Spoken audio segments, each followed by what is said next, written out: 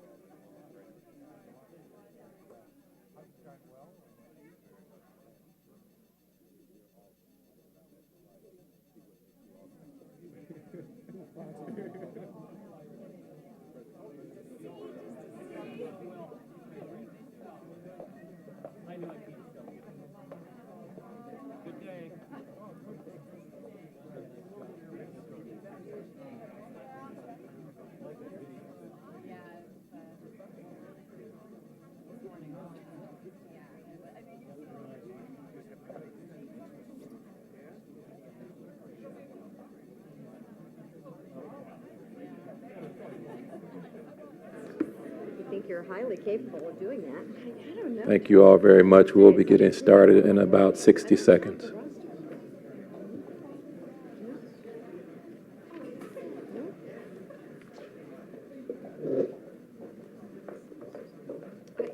you have the roster for her to read from?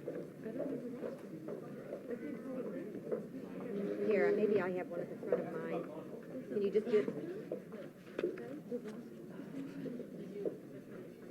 Can you just read it from here and then on this side, or?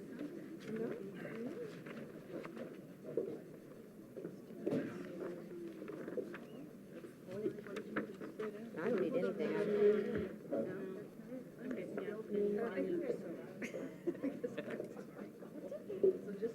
Listen, better to find out now than to. Additional hiccups, right? So take over. Extremely well. Again, used to come with a folder and everything with the roster, right? Just had a sheet. Aha. Yeah, there we go. Thank you. Yes, I think so. We have a couple people who work. How are you, Mr. Hubbard? You're right there. That's where you are. That's your name there. We thought about moving it just to mess with you, but we got that. I know. I am so happy. Nobody can mess up your name. That's right. Because you got to say it right, Teresa. We would like to call to order the meeting of the Indiana Commission for Higher Education. Thank you all, everyone, for joining us. we appreciate the Indiana University for hosting us, and we will hear more from Indiana University representatives later. But in the spirit of the day, I think it would be appropriate if we begun this meeting by having a moment of silence and reflection in memory of September the 11th. So we can take a moment to reflect. Thank you.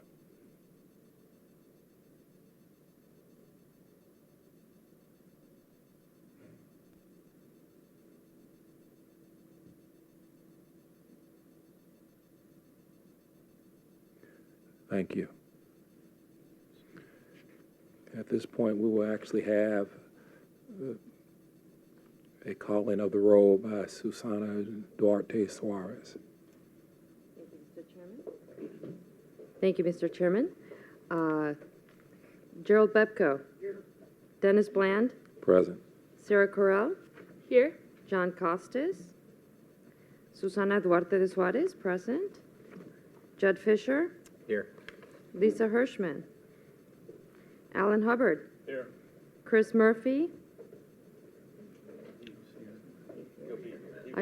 Okay, he's here. I saw him. Still eating. Dan Peterson. Here. John Pop. Here. Karen Whitehouse. Present. Mr. Chairman, we have a quorum. Thank you. So we moved John. And we have a quorum. We can conduct all business officially. I would like to recognize President McRobbie, and I would ask him to join us at this time for welcoming remarks. Thank you very much, sir, for your kindness and for the kindness of everyone here at Indiana University. Well, thank you very much, Mr. Chairman, members of the Commission and Commissioner Lubbers. Welcome to all of you again and officially to Indiana University, Bloomington. I'm delighted to be able to welcome you to the campus at what is, I think, such a spectacular time of the year to visit the campus as well.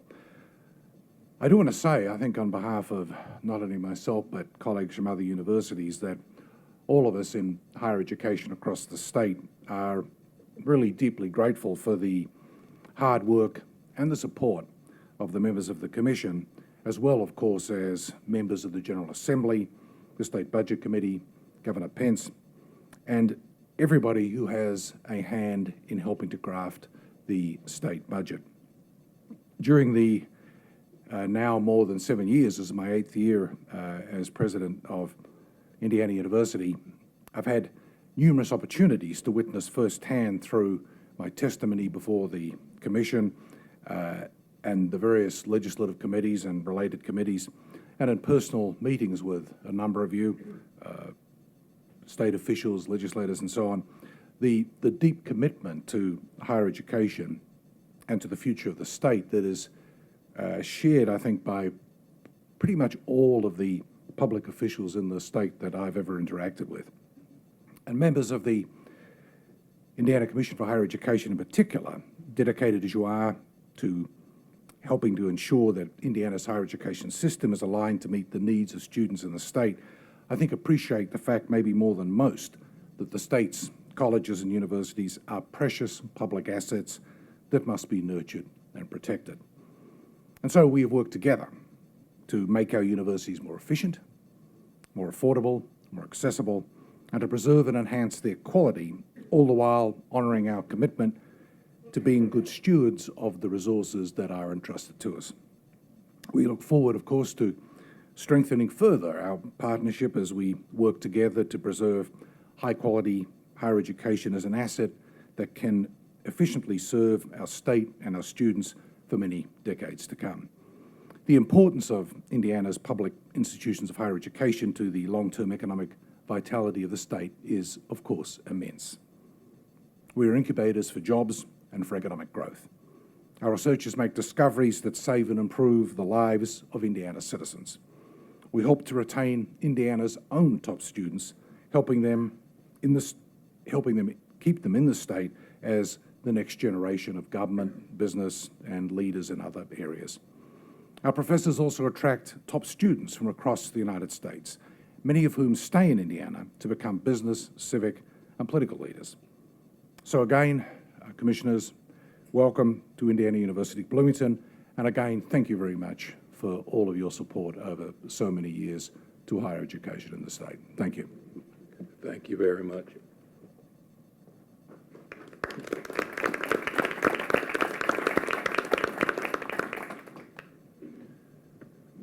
I'll make a few remarks from the chair seat before I turn it over to Teresa for her remarks. And again, first of all, I want to say thank you not only to President McRobbie, but to all the individuals on the Indiana University staff for being, so kind and gracious and giving up your time. We appreciate the tours. We appreciate the kind of the 21st century learning environment we experienced yesterday. Perhaps it was the 22nd century learning environment we experienced yesterday. It was really cutting edge, and so we appreciate everyone taking the time. I also want to share that the Indiana Student Completion Council will have its first meeting today after our commission meeting concludes.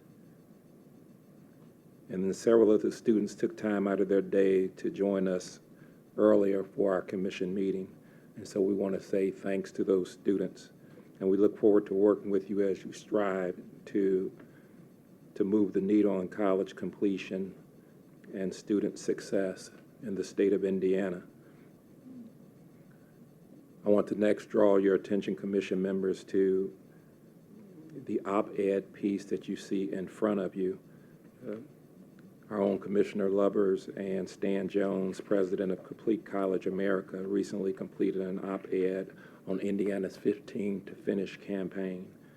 And this clearly articulates the importance of the campaign and addresses the concerns we all face. And it also just emphasizes the challenges you see on the different campuses and trying to, as you try to implement this 15 to Finish campaign. And then I also want to highlight some of the work by the Student Success and Completion Committee and the efforts it's doing to address the issue of quality of life on campus. And at their meeting on yesterday, we were fortunate to be joined by Leslie Fazone, Assistant Director for Women's and Gender Studies, and Rachel Martinez, Student Co-Chair of the Culture of Care Steering Committee, to hear a presentation on Indiana University's Culture of Care initiative.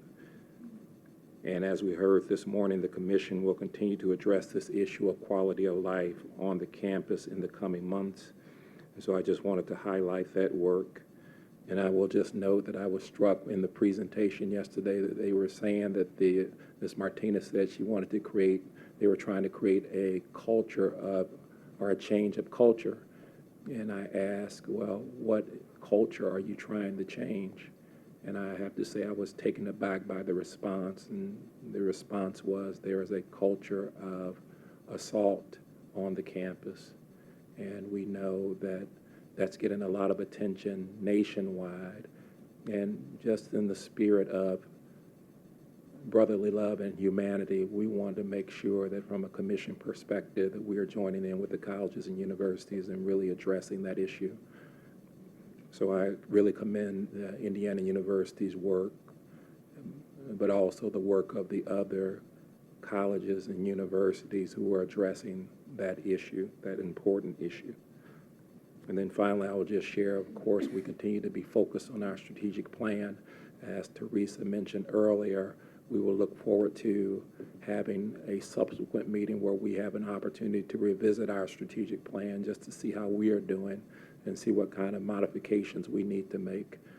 And with that, I will turn it over to Teresa for our commissioner's remarks.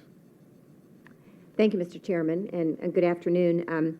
I have to say, and I'm sure the rest of you on the commission probably felt the same way when you drove in yesterday, that after our summer months of meeting on campuses where we saw some students but not so many, it was great to be on a campus where you had to it took us 15 minutes extra time to navigate the students as we were working our way here, but it reminded us again in a very vivid way why we do all the work that we're doing. And of course, we've had a chance to have exchanges with several students over the course of the last couple days as well.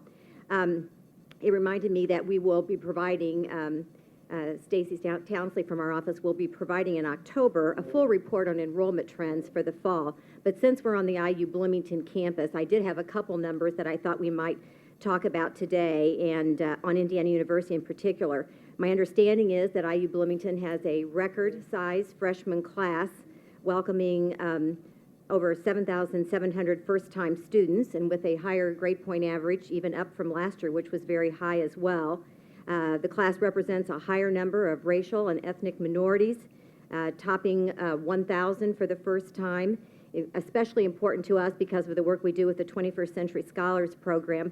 I believe that IU Bloomington is inching up to almost 10% of the first-time students being 21st century scholars, and across the system, I think about 2,500 21st century scholars.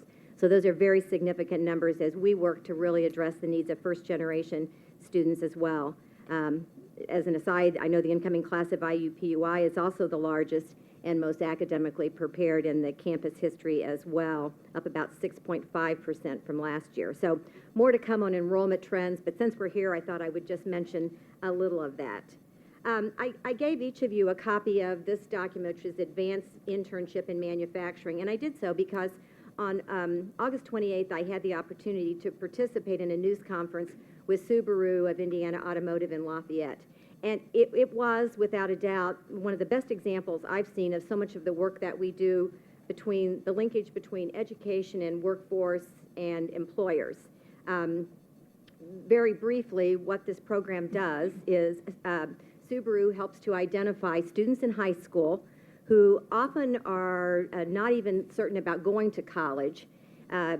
They are accepted to Vincennes, and they have an intense first semester at Vincennes, and then the second semester they return to the campus at Subaru, where the Purdue School of Technology has the College of Technology campus there.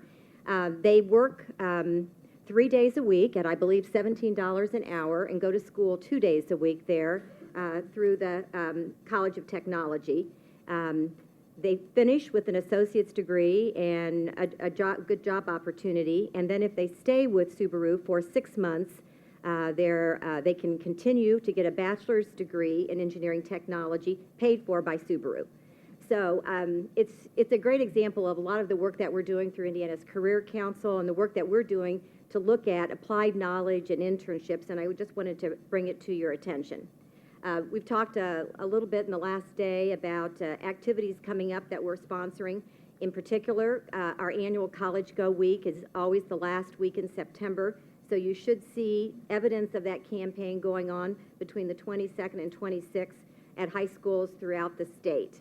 And I know Jason has mentioned this several times. I'll put one more plug in for it. We now are at about 60 of our 92 campaigns that have college success coalitions. We're committed to having all 92 counties to have those coalitions up and running, and so we think this is really important because it's really another important way for us to meet our 60% goal in our strategic plan. Lastly, and I know many in the audience and maybe some of you as well have been watching the news reports for the last couple days where they came out with the annual OECD, the Organization for Economic Cooperation and Development, with their Education at a Glance report. Once again, our challenge as a nation, I think, was made really clear in this report, where the United States ranked 19th out of 28 countries in education attainment, with fewer Americans getting more education than their parents compared to other countries. And so, just to put it in perspective, in 1995, the United States was first among the OECD countries. So the work that we're doing, especially the work that John Applegate highlighted and others around first-generation students and increasing the success of all students, I think is incredibly important. I shared earlier a statistic that said only in the United States, only 1 out of 20 students who have parents who didn't graduate from high school will have a college degree. And for the rest of the OECD countries, it was 1 out of 4. So all the work that we're doing, all hands on deck to try to address this population, I think is more important than ever, and we'll have more analysis of the report in upcoming months. That was just a first glance. Thank you, Mr. Chairman. Thank you very much, Teresa. And we are now ready for the review and accepting of our minutes from the August 14, 2014 Commission meeting. Of course, those minutes that have been reviewed that are in your booklet. And do we have a motion to approve the minutes? So moved. We have a motion and a second. Any discussion? If no, all those in favor of accepting of the minutes, please indicate by saying aye. Aye. And all those opposed. And the minutes are approved. And we will go into our public square segment. The public square segment, for those who maybe are new to the process, is an opportunity for us to have on a commission level a substantive conversation about something relevant and important to higher education. And for this particular public square conversation, we will actually focus on our bicentennial celebration. And so we have with us today Mr. Perry T. Hammock, Executive Director of the Indiana Bicentennial Commission. He's going to discuss ways that Indiana colleges and universities are honoring the bicentennial and what more we can do to make this memorable. So if you all would, please join me in welcoming Mr. Hammock. Thank you, sir. Thank you, Chairman Bland. Members of the Commission, Commissioner, presidents, and distinguished guests, it's great to be here. I've been with the Bicentennial just for a few months, having spent almost all my career in higher education. So this is a great chance for me to talk to not only the commissioners, but also the college presidents about what's going to be the biggest celebration in Indiana in 100 years and how we can all help take advantage of it. A little bit about the Bicentennial Commission. We were created at the end of 2011. We have a group of 16 individuals who serve on the commission. You can see from this list they represent some of the best in public, private, and nonprofit organizations in the state. Becky Skillman and Lee Hamilton are our co-chairs, and the First Lady, Karen Pence, is our official ambassador, and she's doing a great job of working to spread the news about the Bicentennial across the state. This group of individuals has agreed to work through 2016 to make sure that we have a bicentennial that's appropriate and inclusive for all Hoosiers. We really have two major key elements to our vision. One is that the bicentennial needs to be grassroots. We recognize that what happens in the Statehouse is not going to drive what will happen in the counties, and that 95% of the Hoosiers in Indiana will remember what happens in their community as what happened in the bicentennial.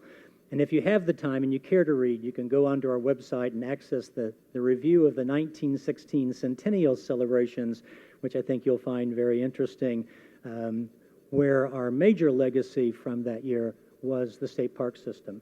In 1916, both Turkey Run and McCormick Creek State Parks were created as a legacy back to the state.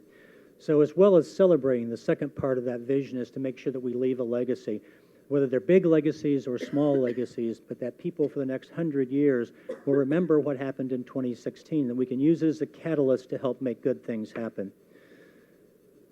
We have four major themes for the bicentennial, things that we revolve around.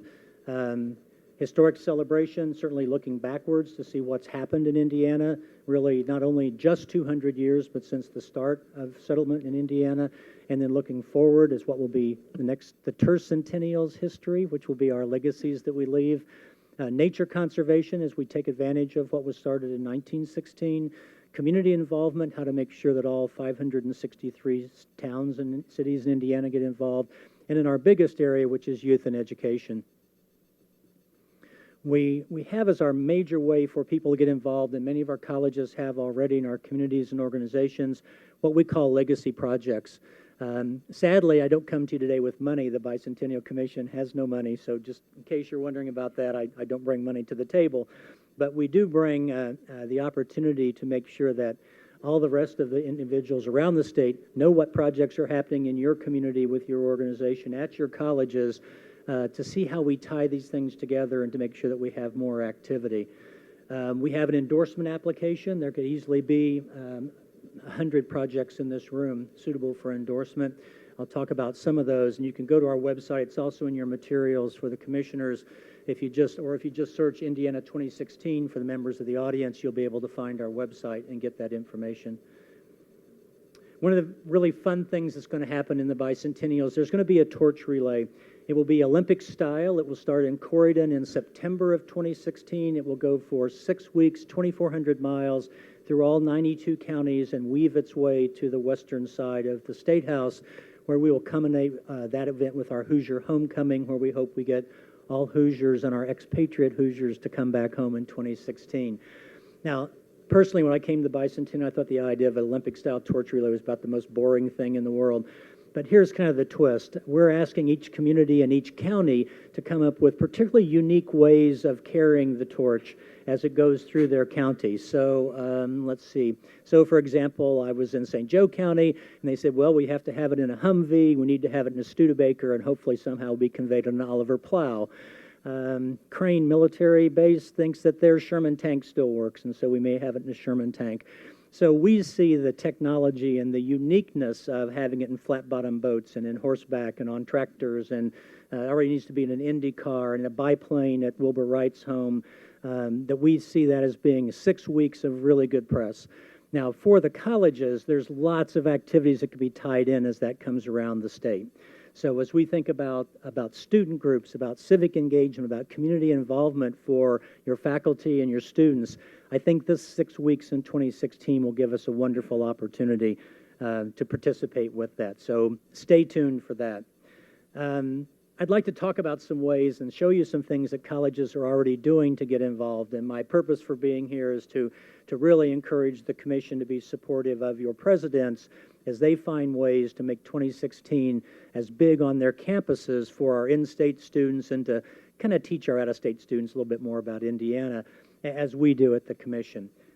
Here are some things with connected colleges. One of our biggest projects to date, Ball State University has developed a brand new interactive fourth grade history curriculum. Fourth grade in Indiana is where you study Indiana history. And I've just seen that. Matter of fact, I'm going back to Ball State in a couple of weeks to review the last part of that project. It's a wonderful project where students now will be able to participate interactively with other students across the state using their tablets or computers. They've also done work with an Indiana courthouse's photo essay. And on our website, if you look at our website, every county has a new county courthouse photo courtesy of Ball State. And they're also working on some projects with Indiana Humanities. Manchester University so far gets our vote for the most fun project. In conjunction with their K-12 schools and with their chamber and civic groups, they actually, I can't believe no one in our office thought of this, have coined the term Bicentennial, and they're having each school, in conjunction with Manchester College art students, will be painting a bison with historic scenes from the area or from Indiana history. They're going to place them around the city then, and we're seeing this now spread. I'm thinking we'll probably have a bison in every county. We're hoping to, and have them all displayed at the 2016 Indiana State Fair. So it's a way for schools and colleges to really connect on that level. When we looked at the torch, some of our design competition for the torch was it had to be able to go 150 miles an hour. It had to be around dust and farm chaff and not be explosive. And we also asked if it could possibly go underwater. The Purdue University School of Engineering has agreed to help design that torch. And so that's one of the projects that we're working on with them right now. We have, I believe, 11 different engineering specialties that are involved. Every specialty except nuclear engineering, I believe, is involved in the torch, and we decided it was probably better to leave them out. Ivy Tech is partnering with a project Indiana Humanities is doing called All In, which is a wonderful project. If you have a chance to look at that on their website. University of Southern Indiana, besides working with their historic New Harmony Bicentennial, is also doing a new workshop for 3rd and 4th grade teachers called Getting From Here to There, which is a history of transportation in Indiana. And they're doing a training workshop coming up just next month around the Bicentennial. IU, our host, has helped with IU Press publish a book called Hoosiers, which is a new history, an American history written through Indiana's eyes by our own Jim Madison, who is a professor here at IU. That book is also being used in some high schools as a supplemental text, and there's some materials being put together with the help of Lilly Endowment to try to make sure that our high school students also learn more of what they've forgotten since 4th grade about the state of Indiana and their role as Hoosiers. There are art exhibits, there are children's books, There's art and nature projects. Iupui is doing a book on the Chinese in Indiana about contributions of Chinese to 200 years of Indiana history. Now, and that's wonderful, and we're glad to see it. We think and we hope that the colleges will see that there are other ways of having legacy projects as we look at the student resources that you have on campus and the tremendous faculty that we have that are thinking about the history of science and technology, arts, mechanics. All these things can be brought more to students during 2016, during the greater year. Indiana Statehood Day is December 11th, so that the bicentennial year will be December 11th of 2015 through December 11th of 2016. So although it seems like a long way away, as you know from your planning, our mantra in our office is the bicentennial is day after tomorrow.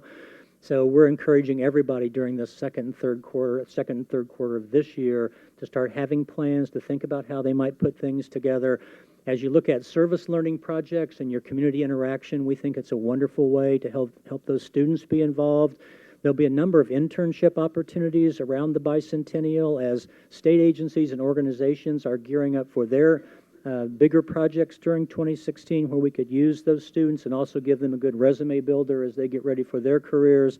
And we also hope to make sure that your marketing staffs across the state make sure that we know about the projects that you're doing so that we can share the word and get information out. I appreciate a few minutes on your busy agenda. I know what you have scheduled for this afternoon. I'd be happy to address any questions if you have any. Any questions?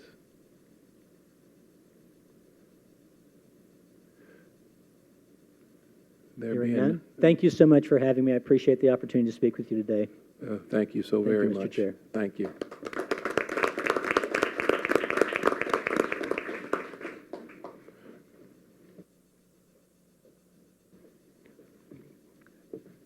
At this point, we are going to have presentations from a few colleges and universities regarding our upcoming biennial budgets.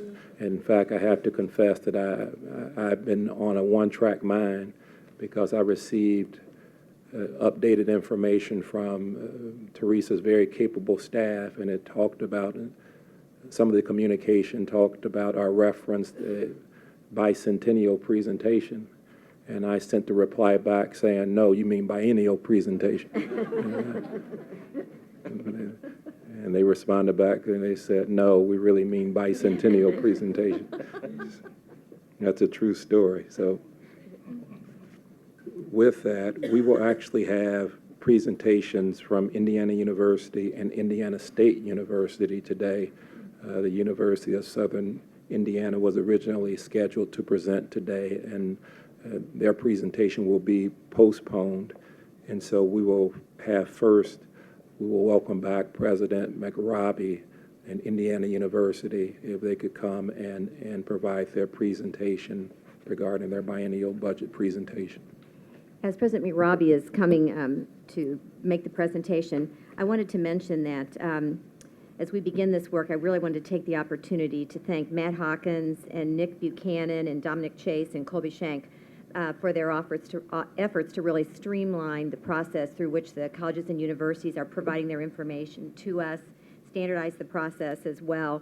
I don't want to speak for the colleges and universities, but I think it's been my sense that they are very grateful that this helped with their workload and provided much greater clarity about how we actually have this information presented to us. So on behalf of the Commission, I just want to say thank you, Matt, to you for your leadership and for your team.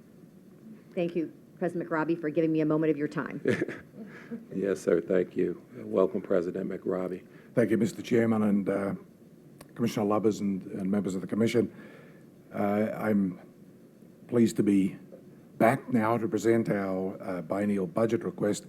But, Mr. Chairman, bearing in mind your point about how easy it is to conflate biennial and bicentennial, I should mention, and this thought was, I think, prompted by the previous presentation, that Indiana University will be having its bicentennial in January 2020. And that will be 200 years of the existence of the university. We have decided that the year for celebration will, because we're an institution that runs on academic years, the year for celebration will be the academic year 2019-2020. So that will be the year that we will celebrate the bicentennial of the university across the whole university, all campuses. And I mention that because, firstly, I announced a number of projects, major projects within the university in my State of the University speech last year that we wish to complete by the bicentennial, some of which are actually contained in the presentation that I'm going to be giving you.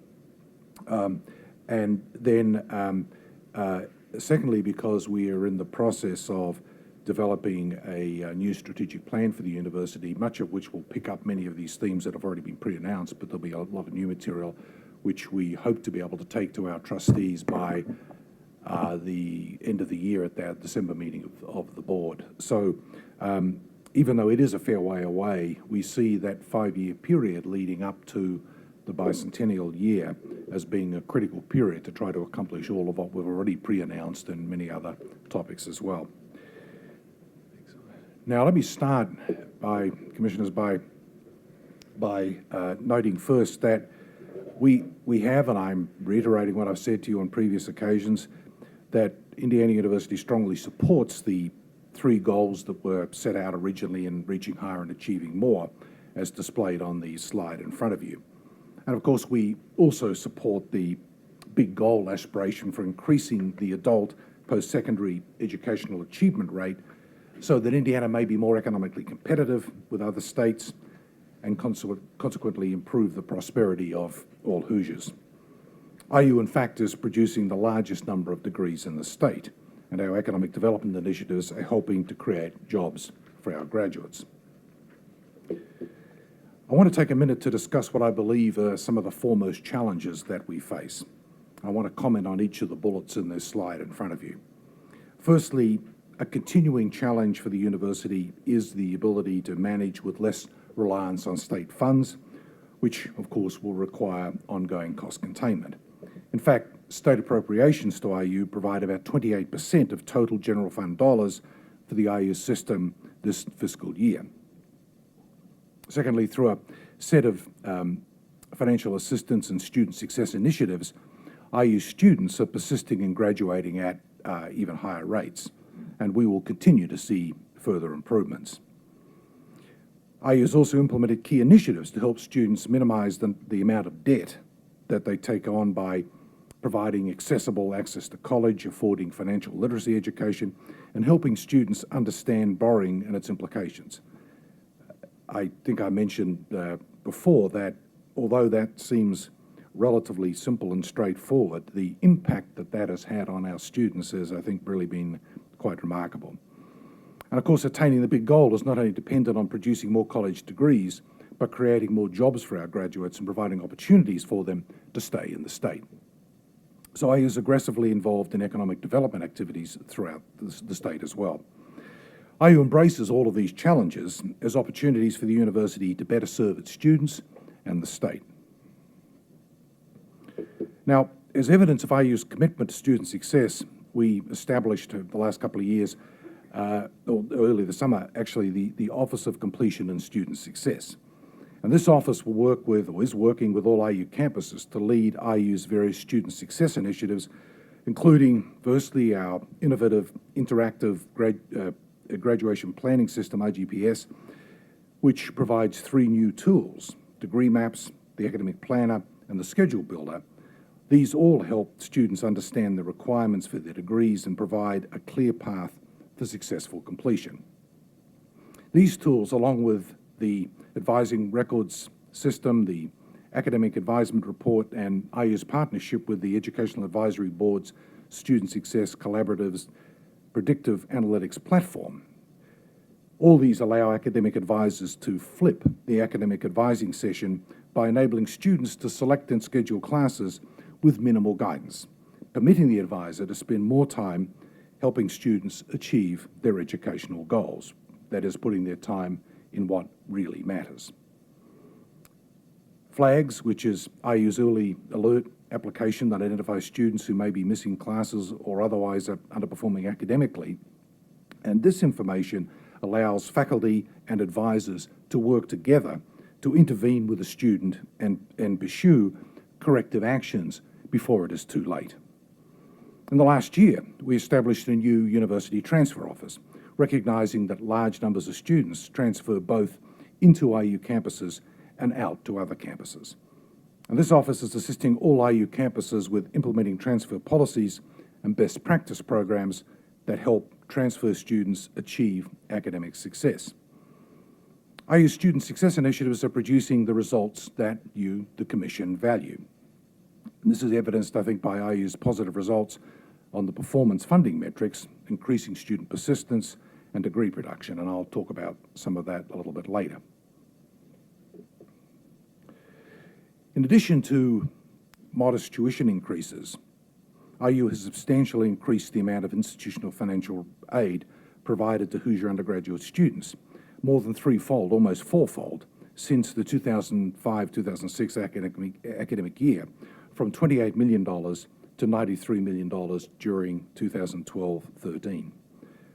Our Finish in 4 initiative provides a financial incentive for students to complete their degrees on time by freezing their tuition for their junior and senior years.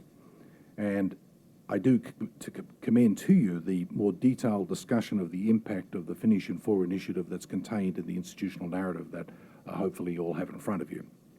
Now, considering institutional, state, and federal financial aid, IU's average net price for each campus is about half of the total cost of attendance as reported by the U.S. Department of Education and displayed on the slide that's in front of you now. And at all IU campuses, the average net prices as a percentage of the total cost of attendance are the lowest of all Indiana public four-year institutions. And I don't think I need to tell you that this is worth contrasting with the relevant percentages for private institutions. So, as noted on this slide, the Bloomington campus of Indiana University also has the lowest net price of the 13 public Big Ten institutions. I mean, really quite remarkable when you look at that and see the disparity there between where we are and, say, where Ohio State and Penn State are in terms of what people are paying there for tuition as a percentage of the total cost of attendance.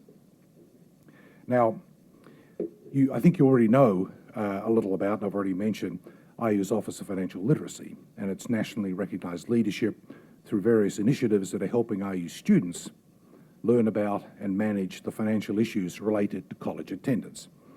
And we're particularly pleased that Commissioner Lubbers cited these initiatives at IU in her recent congressional testimony. Let me remind you of the 3 key initiatives. First, IU is educating students about making good financial decisions through its Money Smarts website, as well as through its innovative personal finance courses. IU has introduced a standardized student aid letter that informs students of available grants and scholarships, as well as loan options, and makes clear the differences between these types of financial assistance. That is, grants and scholarships are different to loans. IU has received extensive state and national publicity recently about its annual debt letter that informs students about how much they have borrowed to date and the potential loan payment amounts after graduation. There was a piece in Bloomberg just recently that described this in some detail. And we are confident that these initiatives have played a major role in the $31 million, that is an 11% reduction in student borrowing at all IU campuses during the past academic year. And I just want to reiterate again, I've mentioned this before, but I want to reiterate again that if one was to compound that across all 4,600 universities and equivalent institutions in this country, the savings to students and the impact on overall student indebtedness would be reduced not just by tens of millions or hundreds of millions, but by billions, many billions of dollars. And which is why I believe that these programs are so worthy of national emulation and in fact have already been noticed nationally as well. Now, our trustees and senior administrators within the institution have been and we will continue to be focused on containing cost, especially given the 2% reduction in the originally appropriated state operating funding this biennium, combined, of course, with the modest 1.8% 0.75 tuition increases the last 2 years, the lowest for, we believe, about 40 years. IU is engaged in numerous cost containment initiatives and efforts, and I just want to touch on a couple that are highlighted in these particular slides. We've implemented an early retirement incentive benefit program to reduce personnel expenses and provide advancement opportunities for employees. And nearly 350 employees took advantage of this incentive and retired early, which has saved the university more than $9 million. I think, as people know, our largest cost by far in the university is our personnel costs.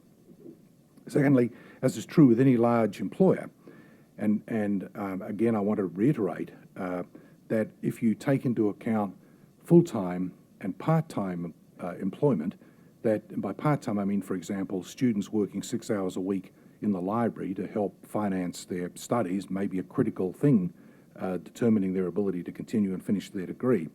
If you take both full-time and part-time employment into account, we have over 40,000 employees, making us, we believe, the largest single employer in the state. But of course, not healthcare and retirement benefits are major cost drivers here. Not everybody, of course, pays those out of that 40,000, but a significant number do. And while most employers are facing increases, IU projects that it will experience a $28 million, that is a 5.8% decrease in employee benefit costs this fiscal year as a result of our various cost containment efforts. For example, we've provided financial incentives that have successfully influenced employees to enroll in consumer-driven health plans, as indicated on this slide here. IU is focused on managing its spending on purchasing goods and services through greater centralization within the university and by adopting various best practices, including the use of spend analytics and supplier relationship management. And we estimate that all of these practices have reduced purchasing expenditures by nearly $100 million in the last financial year. And this is on top of already aggressively negotiated enterprise-wide software and hardware licenses and agreement in place for many, many years now, an area in which we have are widely regarded as a leader nationally. Now, increasing the quality and competitiveness of IU's academic programs, research programs, and economic development efforts is a top priority of the IU trustees and the senior administration of the university. And here are just 3 examples. In 2010, the IU trustees approved the new Academic Directions Initiative to improve efficiency, innovation, and collaboration among IU's academic schools, and to ensure that IU's academic offerings are responsive to and are contemporary with respect to student and employer interests. As a result of this initiative, 2 new schools have been established on the Bloomington campus, the School of Public Health and the School of Global and International Studies. 2 new schools have been established on the Indianapolis campus, the Fairbanks School of Public Health and the Lilly Family School of Philanthropy. And 2 new schools have been formed through the merger of pre-existing units with additional investment, the new Media School, the most recently formed school, and the reconfigured School of Informatics and Computing, formed by a merger of the previous School of Informatics and the School of Library and Information Science. That's actually 6 new schools, which is the large, and created in 3 years, which is the largest number of new schools created in such a short period of time ever in the university's history. We've also launched IU Online, which is an initiative to accelerate the development of quality online offerings and meet the increased student demand for courses delivered in this manner. And again, I commend you to the institutional narrative for a really excellent discussion of the impact that IU Online has had. Now, in order to reduce duplication in course offerings and best utilize the strengths of IU's diverse campuses, the Bloomington and Indianapolis campuses are focusing under IU Online on graduate and professional level programs, while the regional campuses, as I'm sure you would have heard from John, are focusing on undergraduate programs. So there's a coherent approach to the development of online education at Indiana University. I also want to mention that with respect to the last point here, we have expended about $422 million in contracts and grant funding during the financial year 2014. And with this project, the Indiana Clinical and Translational Science Institute playing a major role in our engagement in life sciences research within the state. Now, this project, CTSI, was originally established in 2008, and it was established through a prestigious 5-year grant of $25 million from the National Institutes of Health, and that leveraged more than another $25 million from the various partners in this project, including Purdue and the University of Notre Dame. The mission of CTSI is to speed the translation of new laboratory discoveries into new healthcare practices, therapies, and products. Because of the excellence of the research done in the first 5 years of funding, and I think this is very important to underline this and underscore this, CTSI's grant was competitively renewed by the NIH for another 5 years in 2013, with the second highest score ever awarded. And this is in an area where I think it's fair to say there is ferocious competition for funding. And the IU, Purdue, Notre Dame, and our other partners, this proposal, as I said, was ranked number 2 out of dozens nationally, and was fully funded. And this project, of course, is led by IU School of Medicine. Now,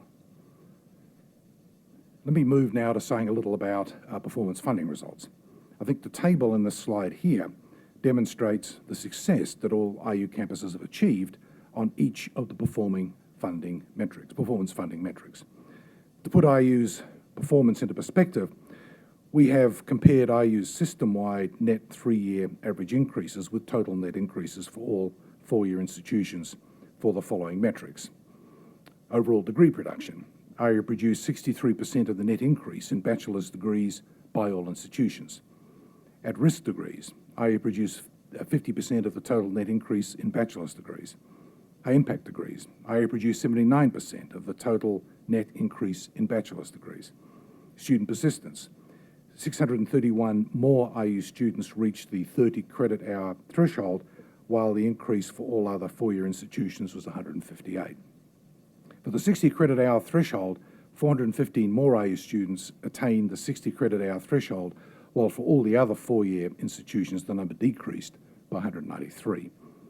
On-time degrees, IU produced 68% of the increase in bachelor's degree statewide. So my purpose, Commissioners, in reviewing these numbers and bringing these numbers to your attention is to demonstrate that IU is producing the results that the Commission seeks and rewards through the performance funding formulas.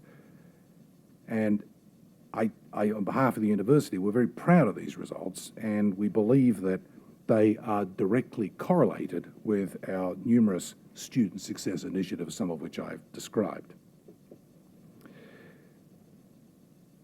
In statewide engagement, this has been traditionally a role of land-grant institutions, but we have accepted the challenge to be more engaged in statewide efforts to foster economic development. IU's Office for Engagement, under the leadership of Vice President Bill Stephan, and through its Innovate Indiana initiative, is collaborating with faculty, staff, and students to engage with a wide range of businesses and government agencies to enhance Indiana's economic prospects. Now, as evidence of the outstanding work done by the office, IU was recently awarded the prestigious designation as an Innovation and Economic Prosperity University by the Association of Public and Land-Grant Universities, APLU. So in this context, we are requesting $5 million in funds for a new line item to enable the university to assist Indiana companies, entrepreneurs, healthcare providers, and government units statewide by offering IU expertise and resources in information technology, informatics, and computing. As we've discussed, Indiana University is a leader also, we believe, in implementing initiatives at all of our campuses that are increasing student persistence and increasing graduation rates. And we wish to expand our programs on our regional campuses, concentrating on what one might think of as intrusive advising and coaching, expanded career services, and student success interventions. This, of course, is we believe, going to have a significant impact on the regional campuses in accelerating our progress with student success. And we're requesting a further $5 million for this initiative. I should have, oops, no, that's all right, I could have left that there. And as far as the Clinical and Translational Science Institute is concerned, the last point here, we've included $2.5 million in annual funding under the Indiana Economic Development Corporation for IU to use for research activities leading to economic development. And IU is using these funds to help support the work of, or will use these funds to help support the work of the Indiana Clinical and Translational Science Institute, whose critical importance I just mentioned a few minutes ago. And we're simply requesting that the existing $2.5 million appropriated under IEDC be transferred to IU as an ongoing special line item supporting CTSI. Now let me come to our biennial capital request. And this is a capital request, I think, as I indicated before, effectively for the period leading up to the bicentennial of the university. As indicated on the slide, for the next several years, for this period, we are prioritising a number of things. Firstly, renovation of the old Crescent area on the Bloomington campus that many of you saw yesterday on your tour of the campus. And in keeping with our campus master plan, we are modernising and repurposing many of the buildings in the original area of campus for academic use. Over the years, they had been they had eventually migrated to being used for administrative and other purposes, and our goal is to repurpose all of them by the time of the bicentennial, so that they are all focused on academic use, and that the core of the campus once again becomes the academic hub of this campus and the university. On the Indianapolis campus, we are planning to renovate and convert the former Wishart Hospital facilities that was obtained through the land swap that made possible the construction of Eskenazi Hospital. We want to renovate and convert these facilities for health sciences, education, and research uses. And then, consistent with IU's research mission, we also plan to continue to ensure that faculty have vital, up-to-date laboratory facilities to conduct research by renovating present facilities. And I can't stress the importance of this enough too. It was once the case that you could build a chemistry laboratory and it would serve you well for 20 or 30 years.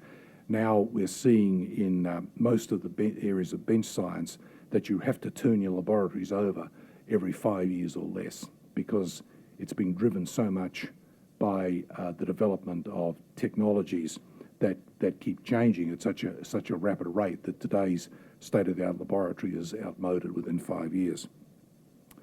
As far as our regional campuses are concerned, as these campuses age, as they're starting to, our focus there on those campuses is on renovating existing facilities to extend the useful life. And as I indicated to you before, our goal is to complete the renovation and refurbishing of the old Crescent and the Wishart sites by IU's bicentennial year of 2020. As always, every time I've made a budget presentation, I've always stressed the importance of repair and rehabilitation of existing facilities as our top capital project. In fact, I think you would have seen on this campus walking around, a lot of that's going on at the moment. Our $45.5 million biennial request is based on the state appropriating 50% of the R&R formula generated funds, that is up from the 25% funding level from the current biennium. And as you can see on this slide, IU's capital request is dominated by proposed projects to renovate existing facilities. I just ran through those. So R&R itself, based on the formula, is 45.5, and then there are 5 different projects that are all associated with components of renovation on the 2 large campuses and on the regional campuses. So in total, we are requesting $184.4 million in bonding authority for the 5 special R&R projects to modernise and extend the useful life of facilities at all of IU's campuses. We're also requesting $19.2 million in state funds for the IU portion of the new IU School of Medicine Multi-Institutional Academic Health Science and Research Centre in Evansville, which I had the pleasure, I was talking to Karen about that, I had the pleasure of speaking at Rotary in Evansville, where I'm told I had the largest audience Rotary's ever had in 100 years in Evansville, where I discussed in more detail that particular centre and the impact that we expected and the community expects that it is going to have in Evansville as well. Now, before closing, I'd just like to make a few observations about the themes that have recurred throughout my presentation. First, all of the progress that IU has made in recent years on the matters I have just discussed is a direct result of a conscious commitment that we all have to address and respond to the concerns that you and other state policy makers have expressed over the years. And I hope that it's clear that we share these concerns with you and that we have also been taking concrete steps to address them. Secondly, we are measuring the success of the steps that we are taking. Those of you in business, which is most of you, know the phrase, if it doesn't get measured, it doesn't get done. We are not content to just create programs and hope that they work. For example, our financial literacy program has demonstrated measurable, significant improvement in reduction in student debt. Our summer tuition discount program was only successful on some campuses, though. But by measuring what we do, we are able to know what works and redesign what doesn't.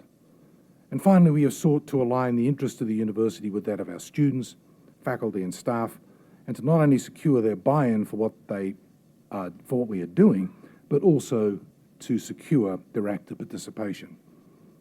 Our Finish in 4 tuition freeze program is available to junior and senior students, provided that they have done their part to graduate in 4 years.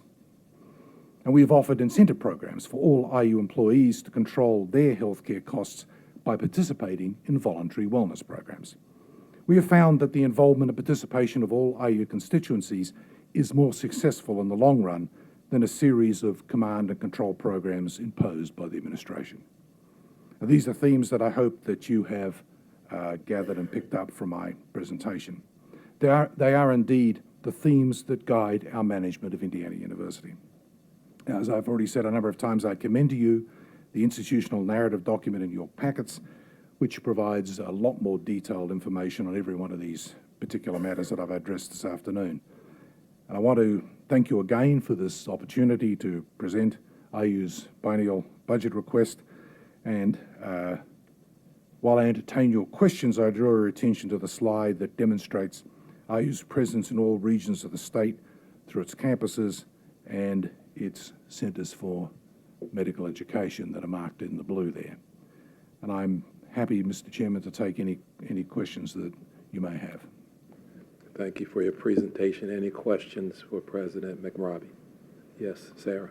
Well, I don't mean to dwell on a single line item because I know we talked about this a little bit earlier as well. I'm really just interested in this community engagement line. I think that it brings up some interesting issues of mission differentiation between our two research institutions, especially as Purdue has a specific community and economic development arm. But my question today is a little bit more practical. What issues in Indiana and what changes in Indiana do you plan on making with really a relatively small investment of $5 million, and how do you plan on making that sustainable with such a small investment? Let me first start by saying that I think not only in this state but nationwide, we are seeing that so-called mission differentiation breaking down.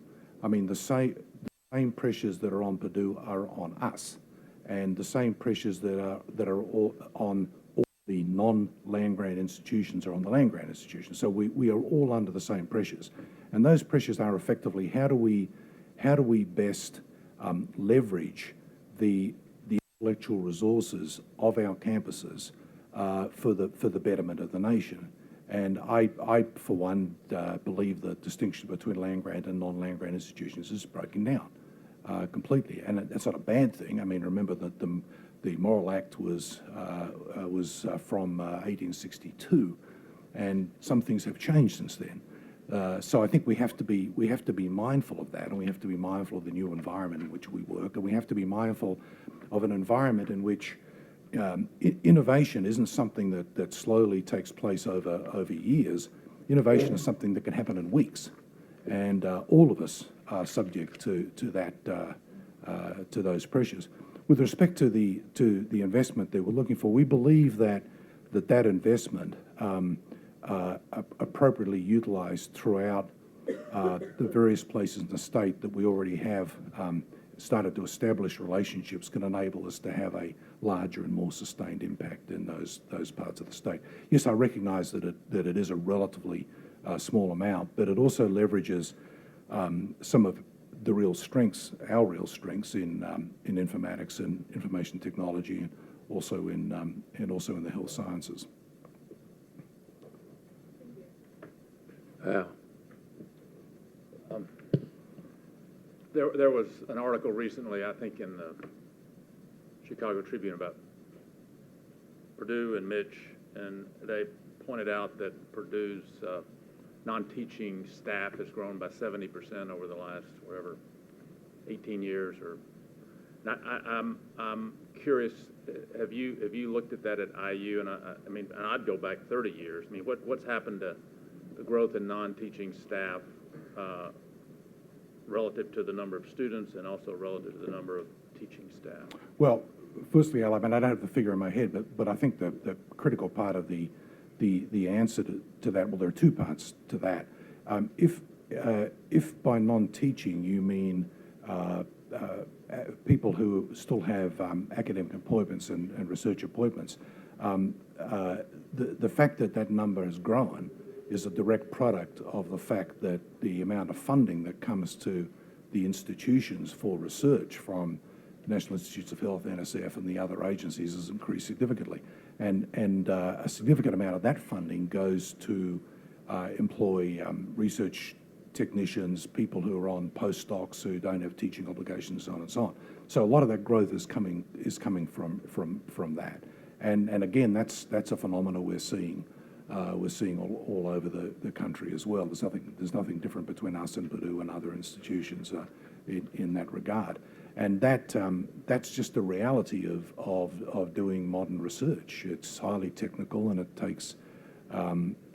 takes technical specialists, and it provides an opportunity for engaging people like postdocs and so on to provide the kind of engine room of that research. I appreciate that, but I'm sure you don't have the numbers at your fingertips, but what about non-research? You mean, if you just mean administrative staff? Administrative staff. I might defer to Mary Frances, but my recollection is that figure has only moved a very small amount. Mary Frances may have the exact figure. Excuse me, Mary Frances, would you take the moment and actually come to the mic so we can hear and so we can record it? Thank you. Yeah, that article intrigued me because we haven't seen that at IU. When we look at the trend over the past, and I was looking at the past decade, on the administrative side, the numbers actually come down, and on the academic side, the number actually went up significantly. So where we see our trends going like this, here's administration, academic, Purdue's we're evening out. And that's something we have been watching very carefully. Not only the number, but the compensation as well, because we want to make sure the focus is on the academic. So would y'all mind sharing the details of that? Yeah, we have that chart. Thank you. We were just reviewing it a few weeks ago. Yep. Yeah. So maybe it's another area where we're leaders, Al. Yeah. Well, by the way, I just over a drink asked Mitch about it, and he said he was looking into it, and he pointed out the research part of it is sort of misleads, as you pointed out. Yes, exactly what it does. You've got to factor that out to get a better picture of what's going on, yeah. Thank you. Any other questions? Yes, Susanna. I realized that before the goal. Hi. Thank you for that very well put together report, by the way. It was very enlightening, and I find that I'm intrigued by the Clinical Translational Science Institute. which I believe is actually cooperation as well with Iupui and several other institutions. It's the four main academic partners. Well, Indiana University, the two main campuses. Right. The Indianapolis campus in particular, the School of Medicine, and then this campus in particular, chemistry, biology on this campus, then Purdue and Notre Dame. So those are the four major academic institutions who are involved. Excellent. And within, are each of those going to be sharing the costs and also coming for additional appropriations to your understanding, or are you rotating funding? How is the funding being approached? The funding that's come from the NIH has been apportioned on a pre-agreed basis among all those institutions, but they are also all contributing. Every one of the four partners are contributing resources to CTSI.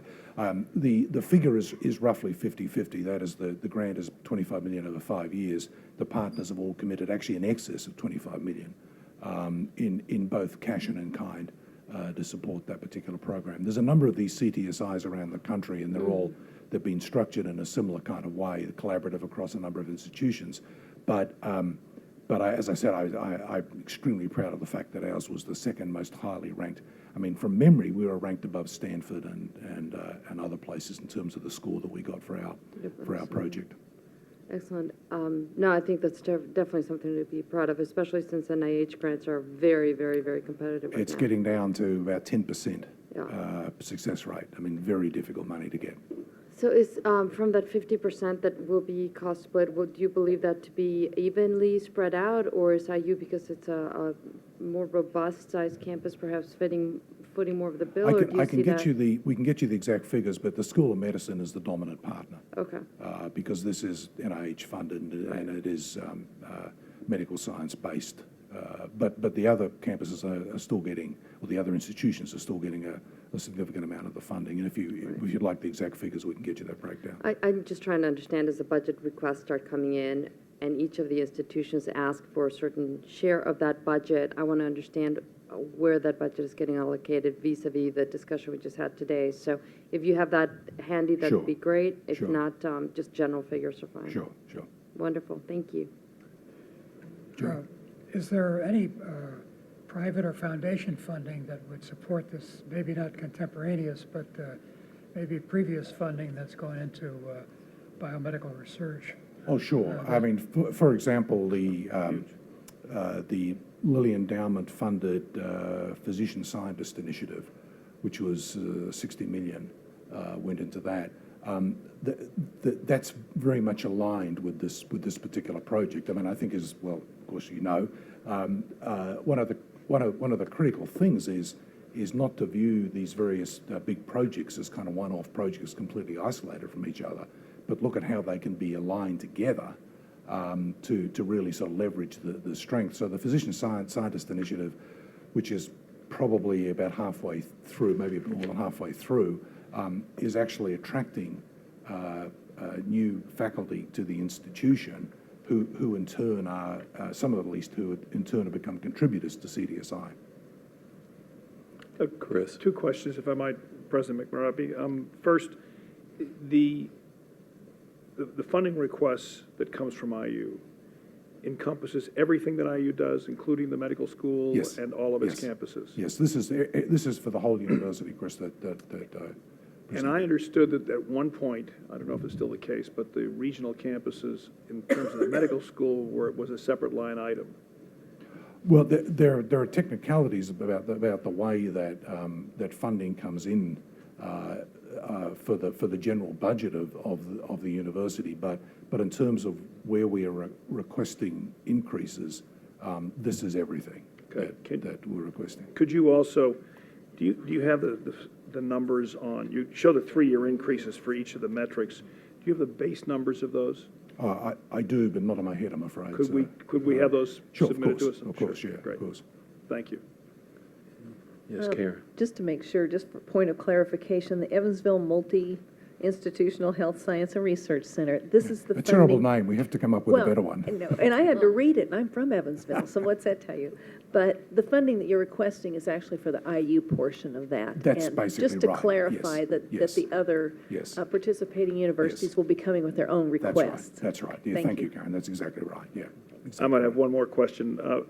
On the affordability piece, the total cost of attendance is not the IU number. That's a number reported by the U.S. Department of Education generally, or is it an IU number? No, it's the figures reported by the Department of Education, so we use that as independent validation of But is that of for these figures. IU, or is that nationally? For IU, I mean, I'm not quite certain what you mean, but let me. Well, it's just that it's the total cost of attendance, and say IU Bloomington is 23,116, and then you said that was reported by the U.S. Department of Education. I didn't know if that was a validation of your numbers by the Department of Education, some kind of national number. Yes, I believe that is the validation of our figures. These figures here, if you mean this particular slide. Yes. These have been confirmed by them, but these are what we estimate those costs to be. And this is an average cost per year? This is an average cost per year, yes. So the average net price, a student that goes to IU Bloomington, the average net price for a student is $11,361. Right.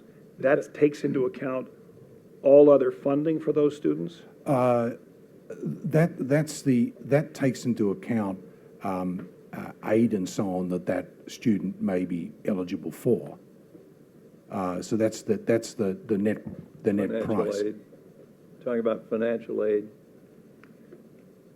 or those aren't loans, that's financial aid.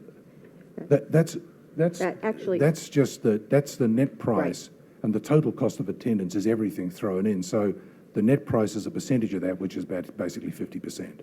The way that the cost of attendance comes in is dictated by USDOE, and there's a reach around what the cost of living would be, whether you're a residential student or Ivy Tech would be. If you were non-residential, you would still have a cost of attendance, and that is determined by USDOE, how you come up with that. So that the way that you determine the cost of attendance beyond tuition has to do primarily with housing. I think the reason I'm asking is that we've used these numbers before here, and they're confusing. And since it's used in the presentation, I think for the purposes of the commission, we ought to have the equation so we know what we're talking about that comes in those numbers and what's included and how we get to the net price. There's more information in the institutional narrative, but why don't we look at it and see what we can do to maybe clarify and expand on that, Chris? This is not just with yours, it'll be with anybody Sure, we of look course. at. So No, I understand. Yeah, it's a general point. I understand, yeah. I was curious about this slide as well. Does the 11,361 or whatever it is, does that include housing and No, room and the board? housing is in the 23,000 figure. That's the total cost of attendance, the 23,000 figure. Oh, yeah, I'm confused by it too. because that would mean you're not looking at apples and apples, you're looking at apples and oranges. The 23, so what's the tuition at IU Bloomington? The tuition on this figure is, on this campus is about that figure. Do you It's wanna- about can the you level. answer this? Yeah, I think that this is a really important slide in that the total cost of attendance is based on the cost of living around, and it's apples to apples. They both include housing. And the reason I walked up here is this is one of the single largest contributors to the student debt issue, where you look where there's no housing and students can borrow against this total cost of attendance. And so if you're going to a place where you're actually not living on campus, you're borrowing against a large number, and that's where a lot of our education is. But it is apples to apples on the average net price. It's everything. It's housing and books, and that's our aid coming off of it. So when we talk about, undergraduate aid going from 23 or 28 million to 93, that's all being applied against that total cost of attendance and bringing that average net price number down so low. So in I other assume words, the somebody average- who isn't getting that aid would have a higher cost. Yeah. Right, well, I assume the Absolutely. average net price was actually what someone's paying out of pocket to go. Yes, to- yes. Well, then, After aid and stuff, yeah. the other thing that surprised me about, I'm new on the commission, so I apologize, but I assumed that Bloomington was much more expensive than the regional campuses, and Not by much. this suggests, I mean, IUPUI is more expensive. Well, then that brings up Teresa's comment of the cost of living in those areas. So it takes into consideration the total cost of living if you were living in the surrounding area, and you're allowed to borrow against that. So even if you're not getting housing, you can borrow, and that is, it's very confusing for students as well, which is why we're putting so much education into it. Well, I agree with Chris's suggestion that we get an explanation. That would mean that the students, half of the students are getting half of their education with student aid. Sure. It's about More two, Yeah. about 2/3 of our students on this campus get some form of student aid. Yeah, So I that mean, $10,000 differential is student aid. Or borrow. I mean, I don't know. No, he said not borrow, I don't think it's borrowing. Because that would. no, it's just institutional aid. Yeah, it's not borrowing, yeah. I think it's important to remember that the differential you're looking at between the regional campuses in Bloomington would be the cost of living. As Francis said, it's going to be because the cost of living, outside of living as being a residential student, if you're living in an apartment someplace else, and that's included in your cost of attendance. So if you look at these numbers for Ivy Tech, for example, we know what the tuition is at Ivy Tech. If you actually look at the net price, it's going to seem much higher than you think, because the cost of attendance, as dictated by the federal government, will be a wider range based on the cost that they're having, primarily for housing. It's Primarily almost better to housing. break it up into two pieces. Right. So that you can see what all the extra costs are versus the tuition costs, and what benefits come to the student on both sides. Well, what And we'll one do more- is get the explanation for you for total cost of attendance based on how USDOE determines that, and that, I think, will help you Right. understand this. Right. Well, I think it's also it would be important to know how, taking IU Bloomington, how its numbers come down to the 11,000. What are the components of that? And I will say, this has been a great conversation. We don't want to belabor the point. I will say the points are duly noted. Sure. And IU has indicated that they would provide that clarified information for us. Yeah, this cost of attendance figure needs to be clarified, Yes, sir. expanded on, yeah. And we will get that. I will ask if there's one more question I from have the one commission more. before we go forward. Just one more. Yes, sir. On the capital request, it looks like the total is about 250 million when you add when you say formula R&R, what does that mean? That just means ordinary repair? What it means is that there was a formula that was determined by the legislature some time ago, and what we're requesting is 50% of that formula that is applied to capital stock of the university, as opposed to 25%, which is what we got last time. How does that request compare to 2 years ago? Well, it's I mean, the total, I mean, you're going to do a lot of. it's doubled. A lot of work for your bicentennial. Yeah. excuse me. Oh, yes, I mean, we have, Tom may have spoken to you about this before, our total deferred maintenance bill for the whole university, all projects large and small, is in excess of $600 million. And with R&R funding at this level, we believe we can eliminate the smallest of those projects, which are the sidewalks and the steam tunnels, all the rest of it. That level of relatively unglamorous work, but essential, utterly essential and critical work, we can eliminate that before the bicentennial of the university. The other bigger projects, the full building renovations, are still going to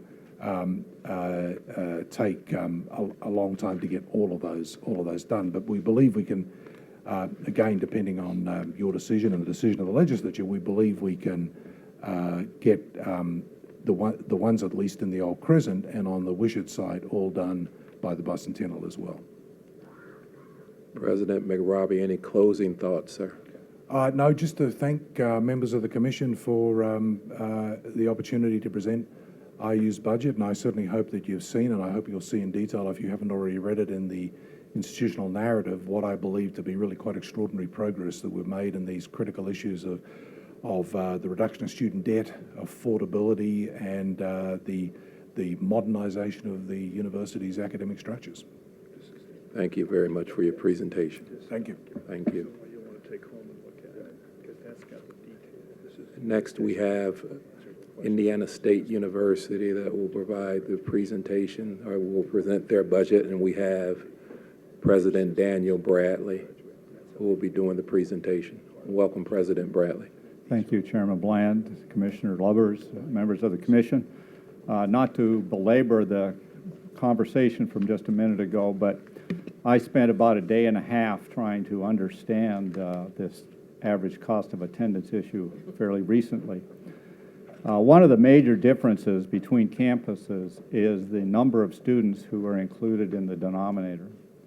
In the case of campuses like Indiana State, about 80% of our students are part of that cohort, whereas at campuses that have a more affluent student body, sometimes fewer than 50%, sometimes 40% of the students are included in the denominator.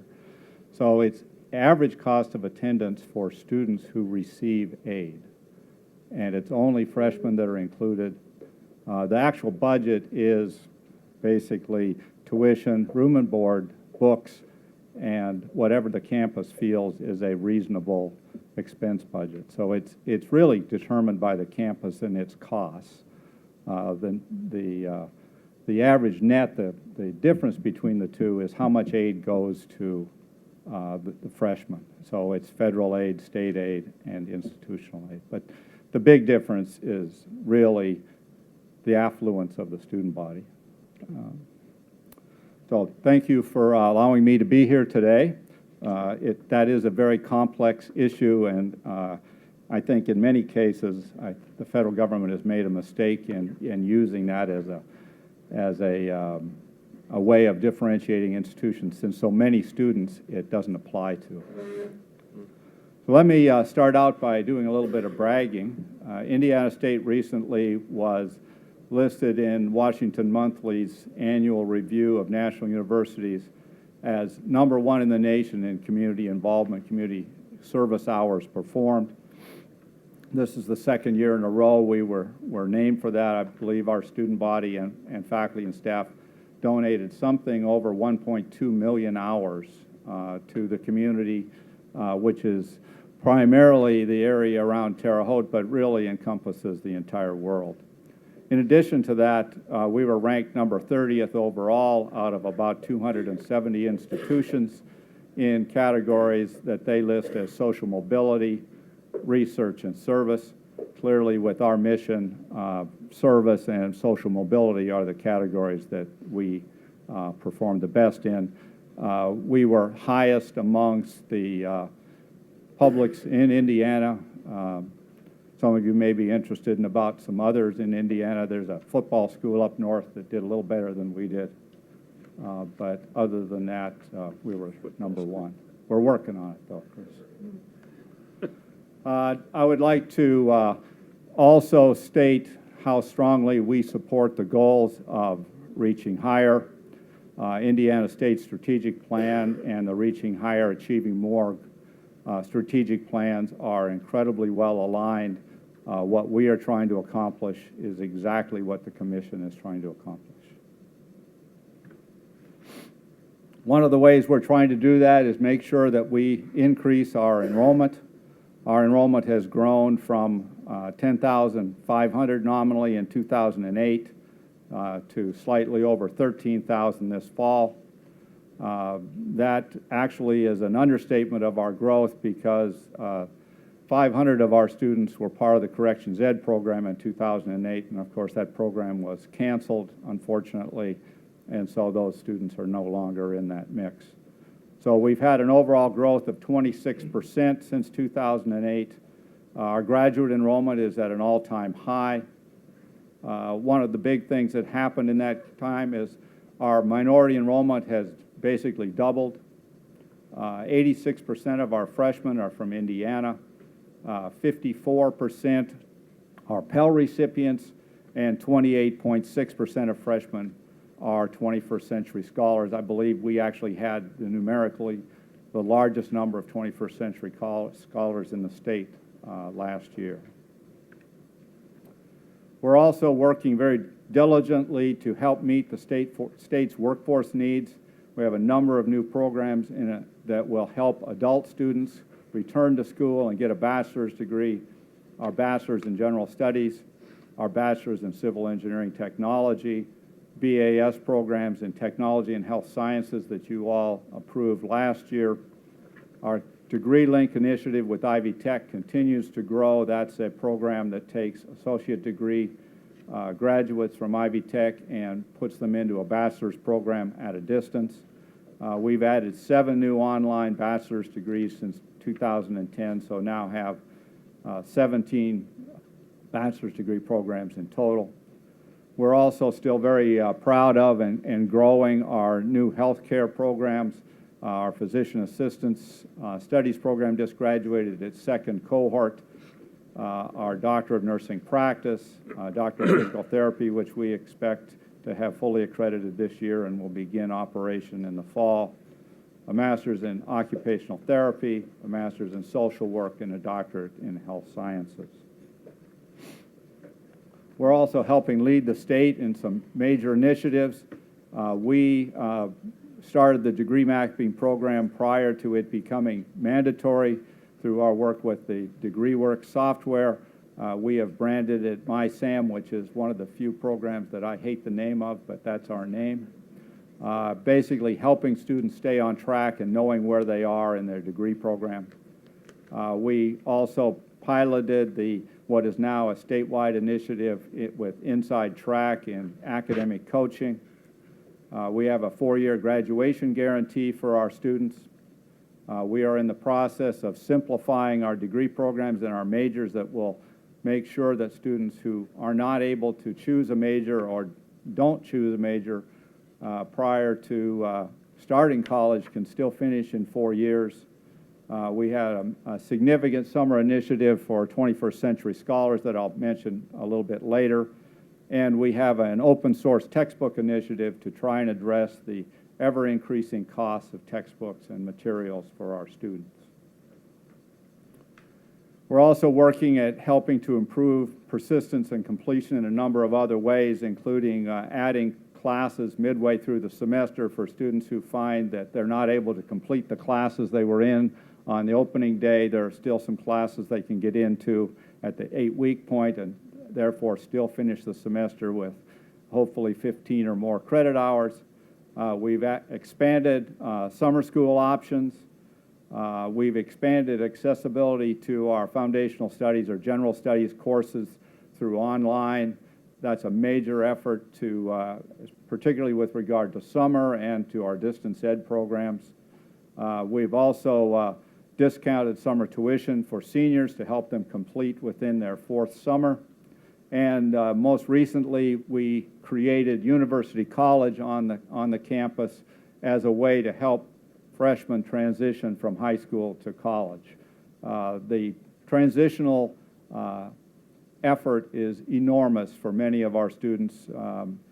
I know I'm getting to the age where I almost forget about what my first year in college was like, but many of our students very, very much struggle in that transition as to how much freedom they have and what the expectations are to be successful in a college classroom compared to what they found in a high school classroom. We've seen some early results, particularly in the retention area. Our first-year students, we have a 6.4% increase in first-year retention overall in the last 4 years.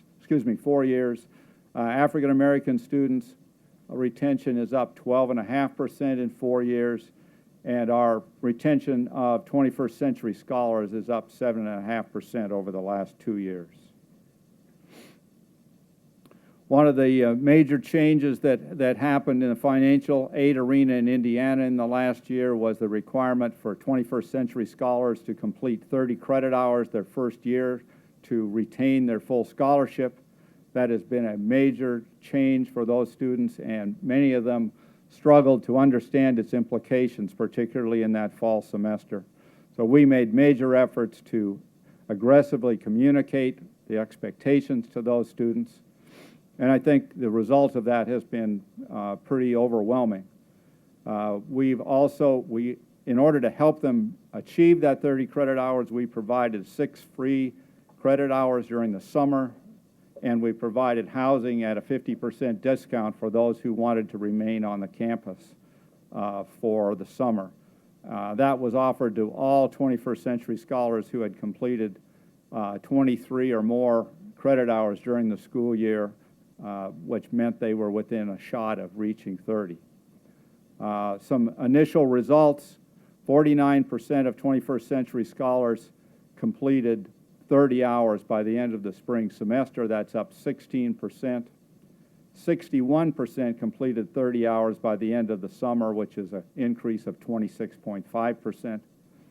I would say that these results should be very much looked as preliminary because one of the downsides to this, at least it appears it's a downside, is that the average GPA of these students is down about 1/10 of a GPA unit over the course of that year. So I don't think it's time to celebrate yet. We'll wait 4 years to see whether celebration is in order. These student success initiatives are producing a lot of results. They'll produce even more results going forward, but there are costs associated with it. For instance, the inside track academic coaching was $750,000 last year. The summer scholarship for the 21st century scholars was over $100,000. We initiated a summer literacy program for our students and parents. Basically, all students and parents go through a financial literacy conversation during new student orientation, a private conversation where they get to ask questions and questions get asked of them. So there's no doubt that they understand what the cost is for higher education and what alternatives they might have to pay for that. I would say that we want you to make sure you understand the consequences of our low-income students achieving a degree. This chart may be a little bit difficult to understand, but the red lines are what the chances are for a low-income student to stay in the low-income category, or to stay in any category without a degree. So if you're born into the lowest quartile or quintile of economic life, if you don't get a college degree, there's a 45% chance you're going to live in that quintile your entire life. If you get lucky and you're born poor, there's about a 5% chance you could be in the top quintile without a degree. If you get a degree, your chances of being in that quintile drop to about 15%, which is actually less than your chances of being in the top 20% of incomes. So the consequences of our students, meaning the 50+% of our students who are Pell eligible, getting a degree is incredible for them and for the state. I would also like to show you a graph that I think some of you saw this summer when you were on the campus. Again, the difference in the chances of a low-income student versus a high-income student getting a degree when you account for SAT scores. So students who are in the top 10% of SAT scores coming from well-to-do families have more than an 80% chance of graduating from college, whereas the student with the same academic record, the same performance on the SAT exam, has only about a 45% chance if they're low income. That margin is actually grows as you move down the test score range. So when you look at the average student at Indiana State, the difference between the performance, statistical performance of a low-income student versus a high-income student is even more. The difficulty at getting these students through is incredible. I would say that we have just joined what is called the College Transition Collaborative, which is a major research effort around the country led by researchers at Stanford, University of Texas, and I believe there's actually a collaborator on this campus, looking at what can be done to try and collapse these lines. And of course, we want to collapse them towards the top. Hopefully, over a number of years, we'll be able to figure out what works and what doesn't work, and doing it in a scientifically valid process. One of the problems with student success initiatives is we got so many people who are so eager to help students that often things are not done in a scientifically reproducible manner, so it gets very difficult to see what works. When you look at what's going on one campus and trying to make it work on another campus, often there's not enough information and poor clinical design to help you with that process. Moving into the different areas of our budget, we currently have 3 line items that we would ask that they be continued. The first is the degree link line item, which is $460,000 in the current biennium. Again, that program is to help Ivy Tech graduates complete a bachelor's degree. We've had almost 2,400 graduates from that program since 1999, with 550 in the last 2 years. The last time I looked at the numbers, we were going up at about a 15% rate in the number of graduates from that program. Our nursing program line item was for $204,000. We've had 1,068 graduates since 2008, with 385 in the last years. And most recently, we were asked by the legislature to be the home of the Indiana Principals Leadership Institute. That was a $600,000 line item that the legislature appropriated last time around. In the time since that legislative approval, 116 principals, 114 teachers have participated in on-campus programs, with an additional 47 new administrators participating in a program that's intended to help them with that transition from what they were doing to actually being the chief administrator in a building. This understates the impact of the Institute in that all of the materials from the Institute are available to all administrators in the state, so we think that this program has a great potential to help with public school administrators taking on the greater responsibility that they now have, with particularly for evaluating teaching and teaching performance. We also have a capital request. Some of you, when you were on our campus in June, had a chance to tour our Nursing, Health, and Human Services building. It's a building built in the 60s with an addition in the mid-80s. The expansion will provide much-needed classroom and laboratory space, office space for our growing healthcare programs. We have, as I mentioned, 6 new health-related degree programs. The building, as currently configured, does not meet many of today's OSHA and ADA guidelines. As President McRobbie mentioned, laboratory space doesn't last 30 or 40 years. Laboratory space needs to be renewed constantly. So we need to look at improving the technology in both the laboratory and in the classrooms. I would say this is a very expensive project.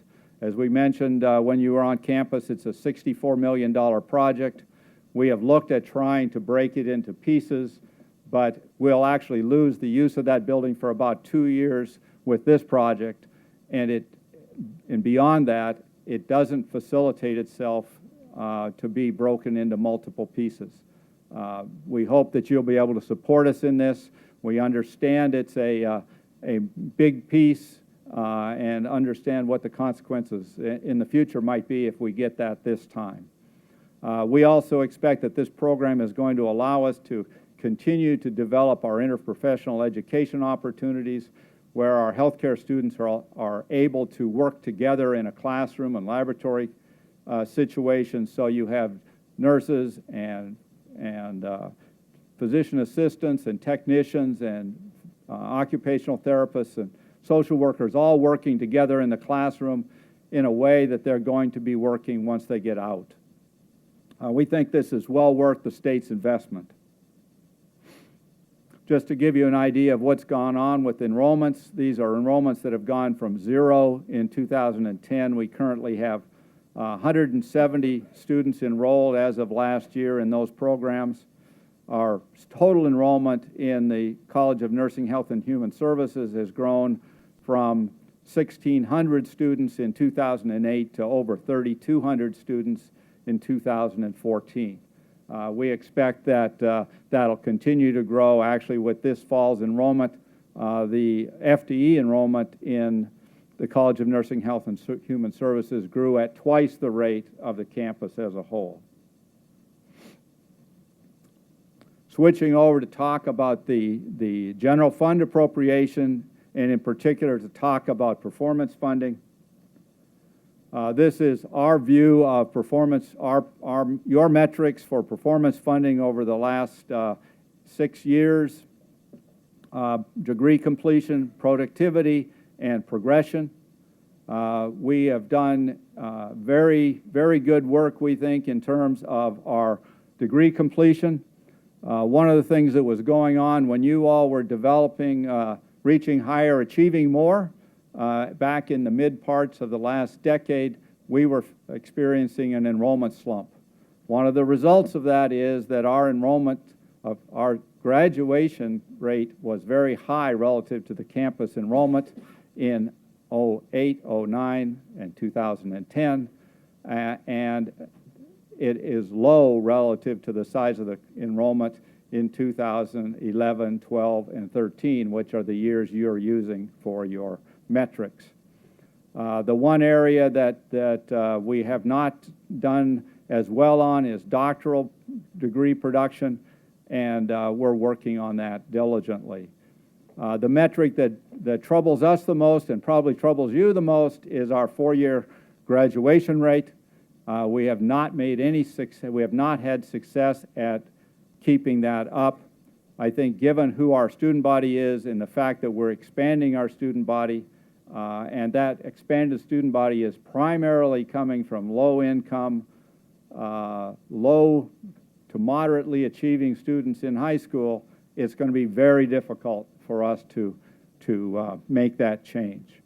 I would just digress a little bit on that metric. One of the things that I'm going to ask you to look at later in my presentation is the fact that many of us in the state are doing great work in dual credit in the high schools.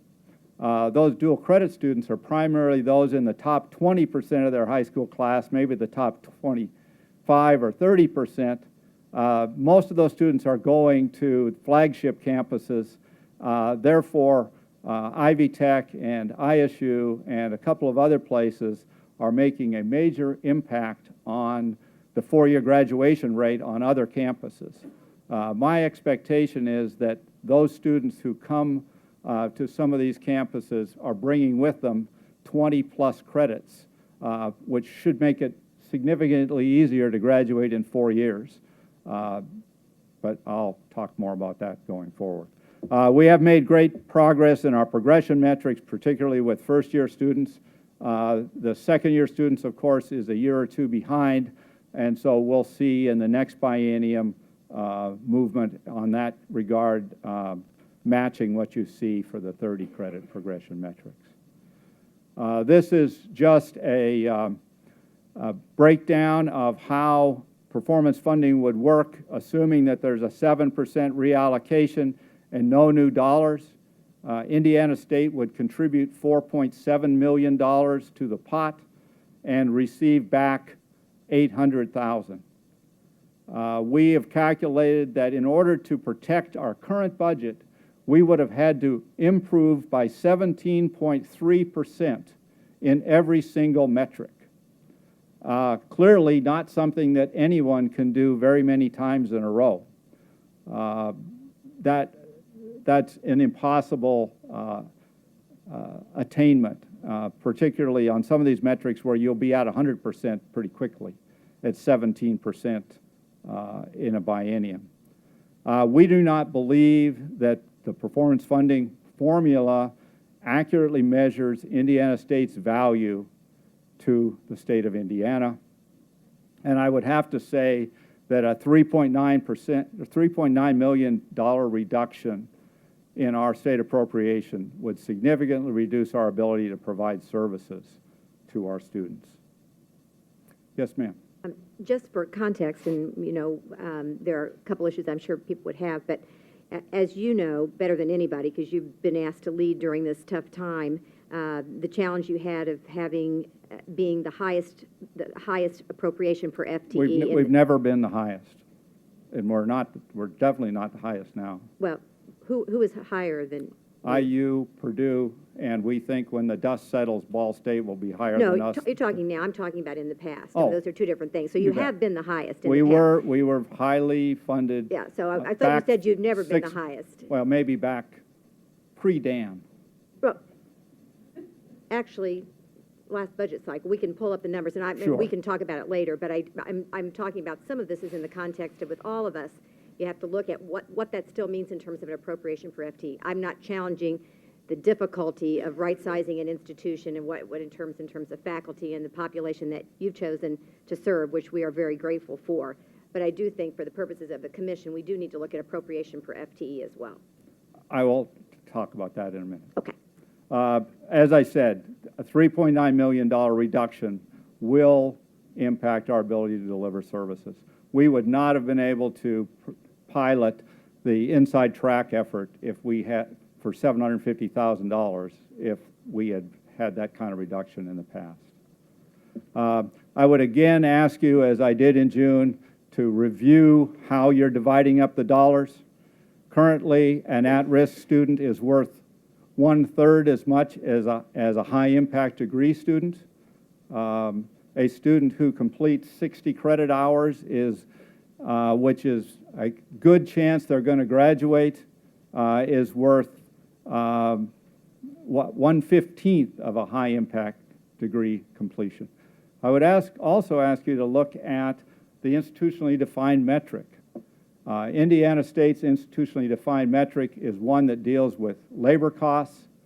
I think you can see on that under number 2, which is our institutionally defined metric here, our faculty and our student faculty ratio and our student staff ratio have both increased by 25 to 40% in the last 5 years. What that means is that our faculty are teaching 25% more student credit hours per faculty member than they did, and our staff are dealing with 1.5 times, 50% almost more students per employee than they did in the past. Major impacts, yet the performance funding metric is only 2% of the total for that. There is nothing we could do that would have a greater impact on affordability than controlling our labor costs. Just looking at operating appropriation per Hoosier FTE and tuition, what you see on this slide is on the top graph is the sum of the appropriation per Hoosier FTE plus the tuition. The next line down is the appropriation per Hoosier FTE. The third line is the tuition. All of these have been adjusted for the CPI. One of the things you'll see is that one of the things that happened in the last year is that the appropriation per FTE actually crossed the tuition per student. If the budget in the scenario that I just showed you becomes true, our appropriation per Hoosier FTE in 2016-17 will be 50% of our appropriation in 1990, adjusted for inflation. When we plan budgets on the ISU campus, we try to be reasonable, prudent, and conservative. We're assuming going forward that we will not see an increase in the state appropriation per FTE. In fact, we assume we're not going to see an increase in the appropriation, period. We also assume we're going to see a 2% increase in enrollment. As you saw on that earlier slide, we've actually exceeded that significantly. However, that's going to be difficult to continue to do in the very long term. We also expect that we would have a tuition increase about equal to inflation. And to balance the budget with these assumptions, we're expecting that we're going to have to reallocate about $1 million internally. Just so you understand, reallocation, if it's your budget, is a budget cut. So the president reallocates, but other people take budget cuts. So these are real cuts that happen somewhere on the campus. Clearly, we've been optimistic with regard to the state appropriation. I have not seen a state appropriation go up, or stay constant, actually. Just some observations on performance funding model as it exists.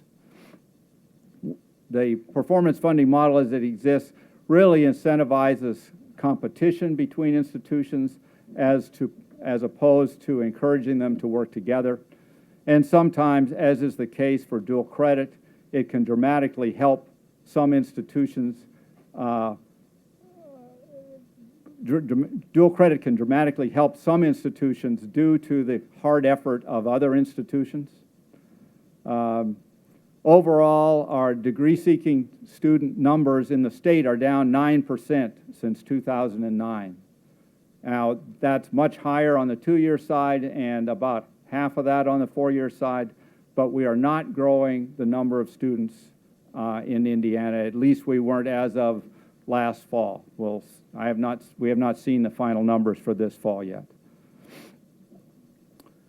The other thing that I would ask that you understand is the performance funding formula is very retrospective. Currently, the winners of the funding formula contest are those who had low enrollment in the 2004 to 2006 period and high enrollment in the 2007 to 2009 period. Unfortunately, Indiana State doesn't fit into that category. In closing, I would just ask respectfully that you endorse the idea that our operating budget, our operating appropriation for 15-17 be kept at the level it was for the 2013-15 biennium. Thank you, and I'd be happy to answer any questions. Thank you, President Bradley, for a very insightful, comprehensive, and compelling presentation. Any questions? Yes, Al. Why did your population decline during the recession? Well, it was actually prior. It was a period from about 2004 to 2009. I can't tell you exactly why that happened. I arrived in the fall of 2008, and it became my task very quickly to turn that around. You mean it declined prior to the recession? It started prior to the recession, yes. It continued into the recession for a couple of years, but we turned it around in the fall of 2009 and then a dramatic increase in 2010.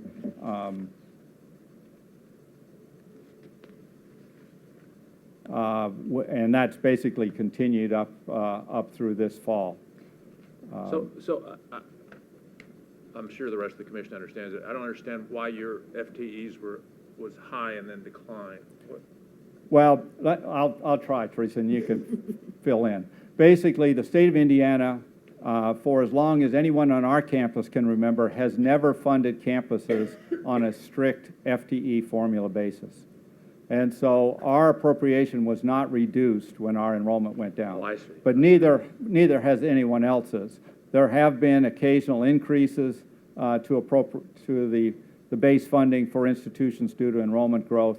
But Indiana, unlike some states, I was at a state where your appropriation actually wasn't determined until your January enrollment was available for the fiscal year you were in.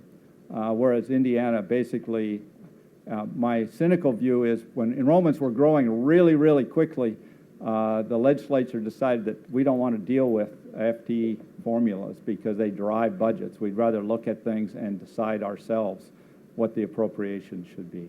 That may not be quite accurate, but... If I could make a comment about that, you go back 10 years or so, Indiana State was the highest per capita funded in the state because enrollments had gone off so much. And for a long period of time, we funded, in the vernacular, butts in the seat in September, October of the year, and that determined the funding. Then it dropped into the base going forward. So those who started dropping in funding still got the benefit in the base of the monies they had gotten in prior biennium. That started changing maybe 10 years ago. It's not dissimilar, that you'll be familiar. You turned yourself off.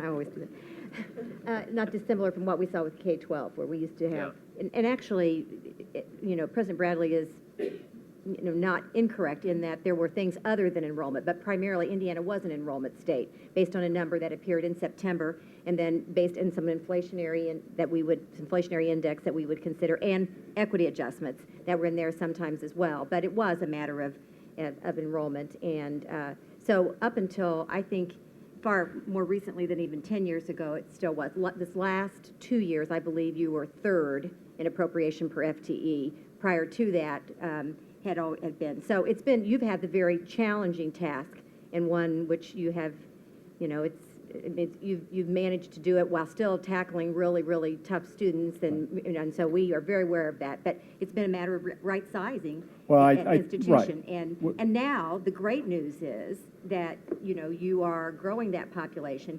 What I would offer, the challenge for us as a commission in terms of what period of time you use, and you and I have had this discussion many times. We have some institutions who want us to go back 10 years because their performance would be reflected better. Some that would like you to go back just a year because the last year was really good. And what we tried to do is smooth it out, knowing that there are ups and downs, but there's no doubt about, I would not quibble about the challenge that is. A couple other issues that I think are somewhat helpful, kudos to you for taking on Inside Track and for doing that with the 21st Century Scholars. We hope that the $2.4 million that the Commission was able to draw down to pay for that, of which Indiana State is one of the 3 beneficiaries, that will help you some. You still have an ongoing commitment to the students you started with, but... Well, right, and we had to match the Commission's not for the contribution. first year, but Right. this year you get... Next year when we have less money. Well, next year, the only reason an institution would have chosen to do this is the $2.4 million that we received, and USA Funds pays for the first year with their commitment that the second year, that pays for itself. That's the commitment from Inside Track, but it is a statement of faith on the part of those schools that chose to do that. But it is somewhat helpful. So, this is, I think, really a challenge. We do think that the huge commitment that you would like to see the state make to the building, I think, is really a focal point of your presentation today in terms of what that means for the school going forward. Right. It's very important to us. I should say, before Diane comes up and kicks me, we are also very needful of R&R funding for our other buildings. We have made major commitments from institutional funds for R&R, but R&R is a major task. We have something over 2 million square feet, probably upwards of $1 billion worth of capital on the campus. And so in order to make our buildings last 40 and 50 and more years between major renovations, we need to continue to put R&R dollars into them. The whole, I think the thing that I would ask you to do going forward is, while it may be not easy to be less retrospective in the performance funding formula, maybe it would be possible to break the formula up into a couple of pieces so that you can look at where things are going in a semi-quantitative manner instead of just looking totally in a quantitative manner. As you know, higher education budgets are incredibly labor-intensive. And so any disruption in funding is going to disrupt services you can maintain. Any other questions or comments? Thank you, President Bradley. Thank you very much. You're welcome. And now we're ready to go to the portion of our agenda that deals with capital projects for full discussion and consideration by the Commission. So the first project is for the renovation of Bloomberg Hall at Indiana State University, and we will have Ms. Diane McKee, who is Vice President for Business Affairs, Finance, and the University Treasurer, to make the presentation for Indiana State University. Thank you, Chairman Bland, and members of the Commission. The project before you this afternoon is the renovation of Bloomberg Hall, which is the second phase of a four-phase project to renovate what is known as the Sycamore Towers complex on the campus of Indiana State University.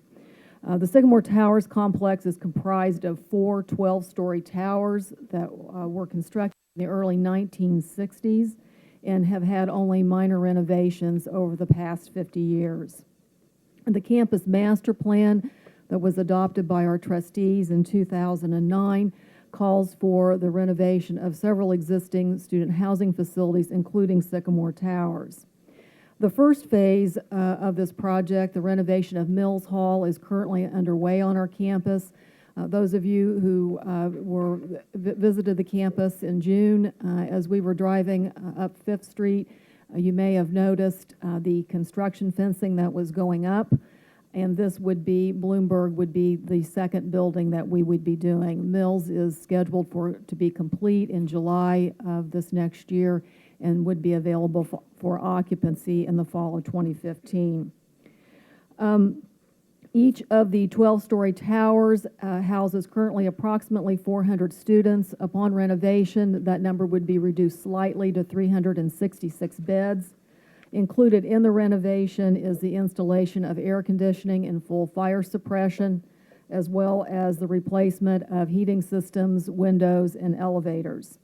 The total cost of the Bloomberg project is $22 million, as estimated by Ratio Architects, and would be funded with a combination of the issuance of long-term debt and the reserves of the housing and dining system.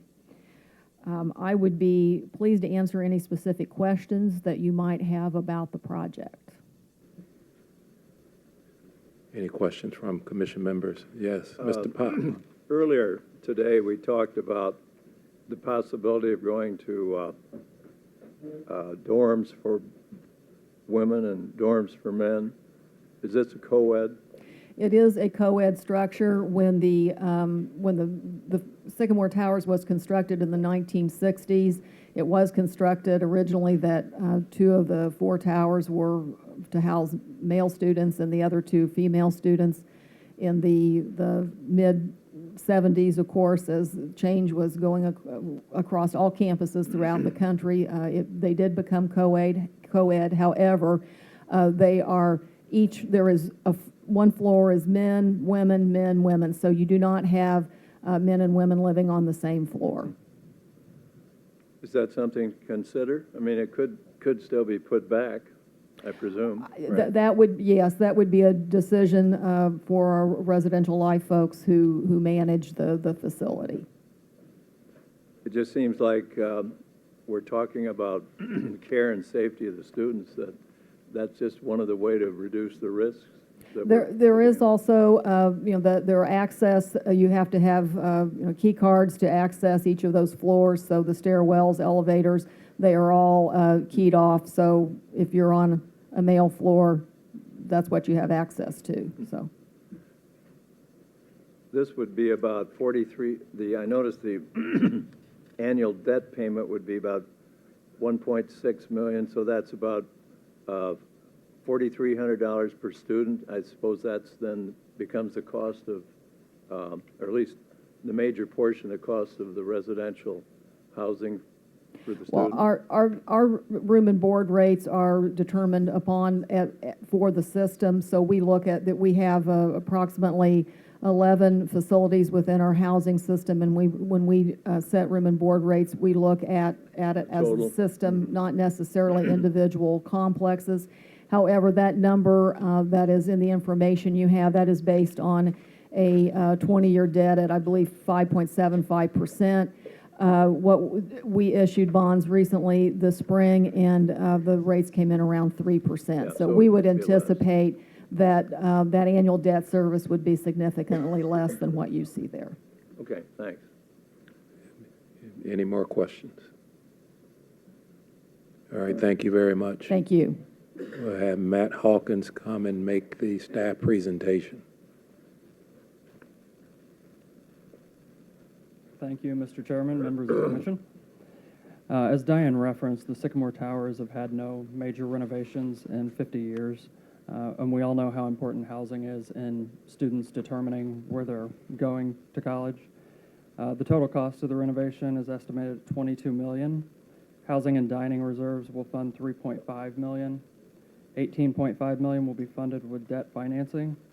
Indiana Code 21-35 allows ISU to issue and sell bonds to construct residential housing when the funds are not available within a given fiscal year. ISU plans to issue tax-exempt bonds for the $18.5 million. Tax-exempt bonds are appealing to investors at a lower interest rate as the interest income is exempt from federal income tax. The Indiana Finance Authority, State Budget Agency, and Commission currently use 5.75 for 20 years for bonding, which Diane just referenced. It's closer to 3% right now. If you even use 4% over the 20 years, there would be a savings of over $4 million. There may be some savings in the escalating factor at 3.5% as well. There's no expected operational savings with the new components from efficiencies because they'll be offset with the cost of cooling the water for the air conditioning. Diane and ISU provided 7 comparable projects, so I think that may be a new record. The project was sent to the Budget and Productivity Committee on August 22nd for review. After staff review, we recommend approval of the project. Thank you very much. Do we have a motion to approve? Move approval. There's move approval and a second. All those in favor indicated by saying aye. Aye. All those opposed? And the motion passes. Indiana State, congratulations. And now we will actually have a capital project presentation by Indiana University, IU, for the Assembly Hall presentation or Assembly Hall renovation, and we will have the presentation by Dr. Tom Morrison. Thank you, Mr. Chairman, members of the Commission. I actually have 3 projects to present to you today. I'll start with the renovation of Assembly Hall here on the Bloomington campus. Of course, many of you are very familiar with Assembly Hall. Opened in 1971, now to a point where it needs significant renovation.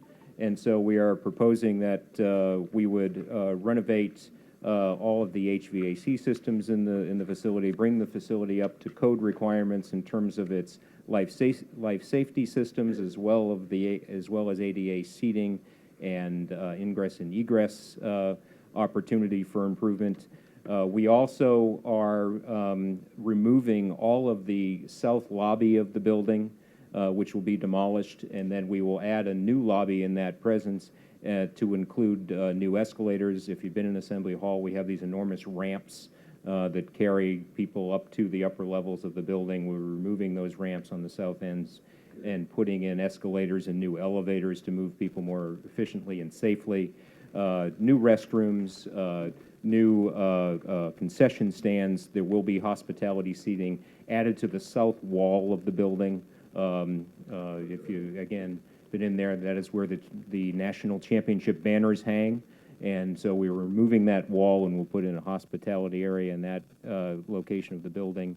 And other features include also improving the arena seating. Our goal of the project has been to maintain the level of capacity in the building. We're not looking to decrease the seating in Assembly Hall, which many arenas, frankly, have been looking at doing, but our capacity, given the popularity of Indiana University basketball, remains strong. We can't sell another ticket, and so we've been trying to maintain the level of seating the same throughout the project. Cost of the project is $35 million. It is completely funded by philanthropic gifts. For the purposes of financing, we are financing this through the IU Building Corporation because in any level of philanthropy of this size, those gifts come in over time. And so given that the need to spend the money up front, we're financing this, and then that'll be paid back by athletic department revenues, which will then be paid by the IU Foundation back to athletics with the philanthropic gifts. So I'll be happy to answer any questions that you might have. Any questions for Dr. Morrison? Bobby Knight's chair going to be on display there, a special trophy case, or? We have lots of new chairs that will be around the sidelines with padding on them this time. Just building enough room. Building enough room for more banners, please. That is one of the more common questions I get, Commissioner Peterson, is where are we going to put the championship banners and that we have room for more. And I've given that to Athletic Director Fred Glass as the challenge. Just a quick question. Is my understanding on the payback of this, it will not have an impact on student tuition or fees in any way? Not at all. Long-term, short-term? Not at all. Thank you. It's all philanthropic. Thank you. Thank you for that important question that we're all concerned about. All right, then we will have the staff recommendation again from Matt Hawkins. Thank you. This will sound like a bit of a rehash from what he just said. The renovation will be $35 million and funded completely with a gift to the Indiana University Foundation. It will address code issues, elevators, ingress, egress, railings. Athletics will fund the ongoing costs of operations through ticket sales and media rights. As Dr. Morrison said, with any large gift, they come in over time. So it's funded with a lease purchase agreement with the IU Building Corporation. IU Building Corporation will invest in the project. IU Foundation will pay the debt payments while investing the gift. At the end of the 20-year lease, the property will revert back to the institution. We would like to commend IU for seeking external funding for projects that's non-government related. Project was reviewed by staff and the Budget and Productivity Committee. Staff recommends approval. We have received a recommendation from staff, and I will also add, I don't take it lightly that per the new process that we established a few years ago, that this has also been vetted by the Budget and Approval Committee, or the Budget and Finance Committee, just as a way to provide even more thorough, more in-depth review from the Commission. So with that, do we have an approval? Or Second. we have an approval and a motion to approve, and a second. All those in favor indicated by saying aye. Aye. All those opposed. And the project has been approved. And now Tom is here to provide his second request, and that is for the Natatorium renovation at Indiana University, Purdue University at Indianapolis. Thank you, Mr. Chairman, and thank you for the previous approval. The next project I have for you is the renovation of the IU Natatorium on the campus of Iupui. The Natatorium was built a little over 30 years ago in anticipation of the Pan Am Games and the Sports Festival at that time, and then the facility was gifted to the university as part of the Iupui campus. It has been an important part of the campus, but more importantly, an important part of the Indianapolis and Indiana community in attracting events from all over the world for 30 years. It is still, even 30 years old, regarded as one of the fastest and most competitive and desired competitive swimming pools in the world. And the Olympic champions who have competed there is a very, very long list. The facility, though, after 30 years is in desperate need of renovation. A facility like that, unlike normal buildings, it corrodes from two directions. It corrodes from the outside with sun and wind and rain and snow and all the normal things, and then from the inside, because of all the water and moisture in the building plus chemicals, it corrodes from the inside as well. And so it is in need of renovation. To your theme and your questions, we were absolutely steadfast in saying that we did not want the students of Iupui to have to fund the renovation of the Natatorium.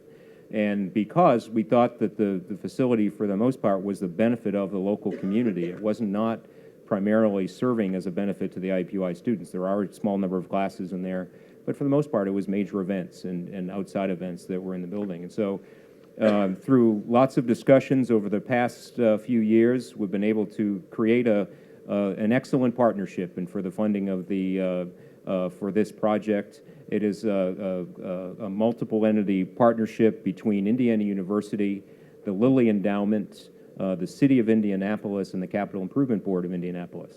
And so within this funding stream, the university is putting up $10 million, and I'll explain that in a second.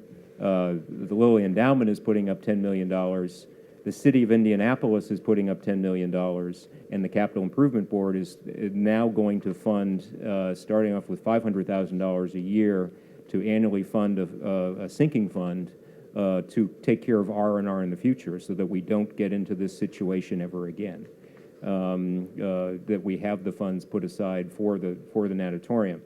The funds that the university is putting up are actually, we're committed in our budget to do a master plan project to take the streets that are through the middle of the Iupui campus, Michigan and New York, and to make them two-way. Right now they're one-way streets and very hazardous for students to try to cross. If you've ever been there and tried to, it's kind of a game of Frogger to watch the students try to cross the streets.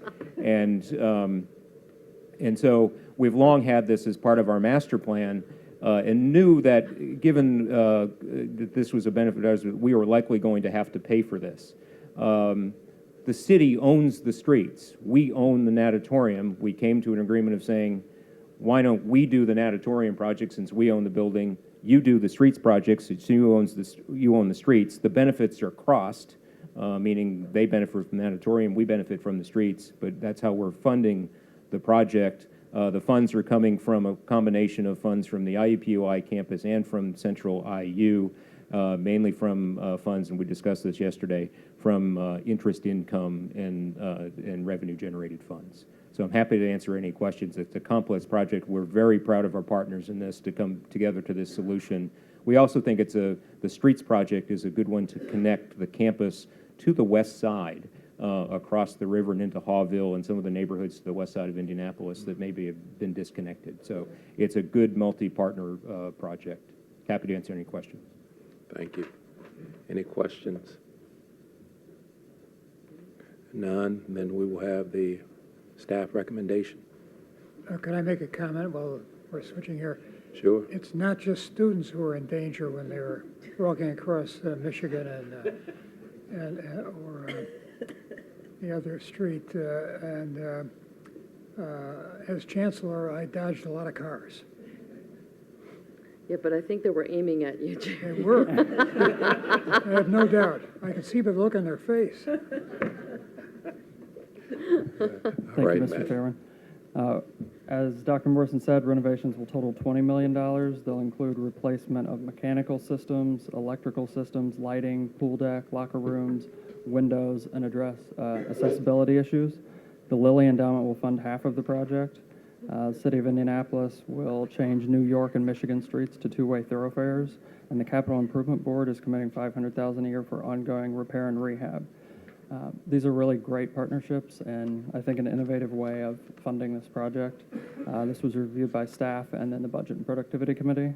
We recommend approval. So staff has made a recommendation. Do we have a motion to approve? So moved. We have a motion and a second. All those in favor of approval? Aye. All those opposed? All right, the project has been approved. And I will have to say, only because it's been mentioned twice, I'm one of those that would cross New York Street trying to go over to school. And I said, now, is it just me? Or do the cars seem to speed up as students cross? But then when I thought, you're crossing to go over to the law school, then I said, well, I don't think it is just me. They're trying to kill off lawyers. I think they really do speed up. For the third project, Indiana University, Purdue University, Indianapolis campus housing expansion. Thank you again, Mr. Chairman. And my last project to present to you today is an expansion of housing at the Iupui campus. We've been on a slow growth of housing on the Iupui campus over the last several years, not necessarily to become a residential campus, that is not the goal, but mainly out of student interest in finding residences to stay on the campus. And so we've been slowly expanding housing over the last decade. Our most recent expansion was the conversion of the former conference center and hotel to housing. We made that a 500-bed housing unit a couple of years ago. It's been very successful. Our next phase is to build 700 new beds just north and east of the conference center on what is now a surface parking lot. The facility has not been designed yet. We intend it to be 700 beds, $45.2 million. It is will greatly improve the need for students for housing in that area. The private market has been supplying quite a bit of housing in downtown Indianapolis, and it serves a great need, but we do have an element of our students who want traditional college student housing. And so we believe that this will fill up just as soon as we open it in 2 years. Again, $45.2 million funded by the housing system of Iupui. Will be revenue bonds that we will sell for that purpose. And so, just like any housing project that we do at the university, that is funded by the users of those facilities. It's not funded by the general student body. It shows up in their rents. In room and board rates. We're not building dining as part of this facility. That we had built a new or renovated a new dining hall as part of the old conference center that we opened last year, so we were able to utilize that facility and not have to do dining. So I'm happy to answer any questions for this project. Tom, I may have missed it in your presentation or in the written component, but how many total beds will that bring you to on the campus? It will bring us to just under 2,000. So it's not a large portion. There's, to give you an idea, there are 12,000 beds on this campus, so significantly different. Any other questions? All right, then we're ready for the staff recommendation. Thank you, Mr. Chairman. We do have data now that reflects that living on campus impacts academic success and time to completion. There have been recent reports by U.S. Department of Education, U.S. News and World Report, and the University of Utah that reflects this. This project will add 175,000 gross square feet of residence halls and adding 700 beds. Total cost is estimated at $45.2 million. $41.7 million will be funded by tax-exempt bond funding. $3.5 will be funded from campus funds. Again, our internal assumptions are based on 5.75% interest in 20 years. As of yesterday, again, 3% bonding. So if you use 4% over 20 years, there would be a savings of about $10 million on this project. Many forms of funding were explored: philanthropy, university funds, and bond is deemed to be the most effective and the most in line with other housing projects at IU. It does have a built-in escalator as well. Most comparable project was Rose Avenue Residence Center at IU Bloomington. The cost of that project was $245 per gross square feet. This is $258, so it's very close. This was reviewed by staff and the Budget and Productivity Committee, and we recommend approval. We've had a recommendation by staff for approval. Is there a motion to approve? We have a move and a second. Could before you take the vote, could I ask a question? You mentioned that you have a study on the effect of residential housing on education. I was researching it. I don't have it on me right now. Okay. I can get it to you. Could you share that with us? Sure. Because we went through this a number of years ago, and there was some research then. There was a good bit of discussion with regard to housing not only on the two main campuses, or the two flagship campuses and Ball States. And ISU and around the state, but also the regional campuses. And I think getting that information back into our hands would be appropriate if you've got newer information or newer research. I will. I'll send you these three. The most recent is from the University of Utah, I believe. Great. So, thank you. Could I request that be sent to all of us, please? Yes. Thank you. Could I ask, I'm sorry, I meant to ask, do these projects have to be union, or can they be non-union? Now, I know there's, on some public buildings, there's a committee for prevailing wages, but is there a state law or anything like that, or what is the situation? Tom can answer, but prevailing. Yes, there is a state law. It's a longstanding state law that provides that we have to use a prevailing wage, or what's called a common wage, on all of our construction projects. Those wages are determined by hearings in local communities, so we have to do public hearings in wherever we're doing those projects. And because we, Indiana University, do quite a bit of construction, we are ongoing doing those hearings all around the state. And it's really not necessarily a union versus a non-union rate. It's by trades, and then that committee that is assembled votes on what the prevailing wage might be. And then by law, we have to use that in the construction. So you have probably both then, right? We do, absolutely. Yeah, okay. It depends on the trade, and it depends on the location where we're doing it. Yeah. South Bend, I don't know what it is. So, Chris, you have requested that information. They're going to provide it. You're okay with the vote going forward, all right?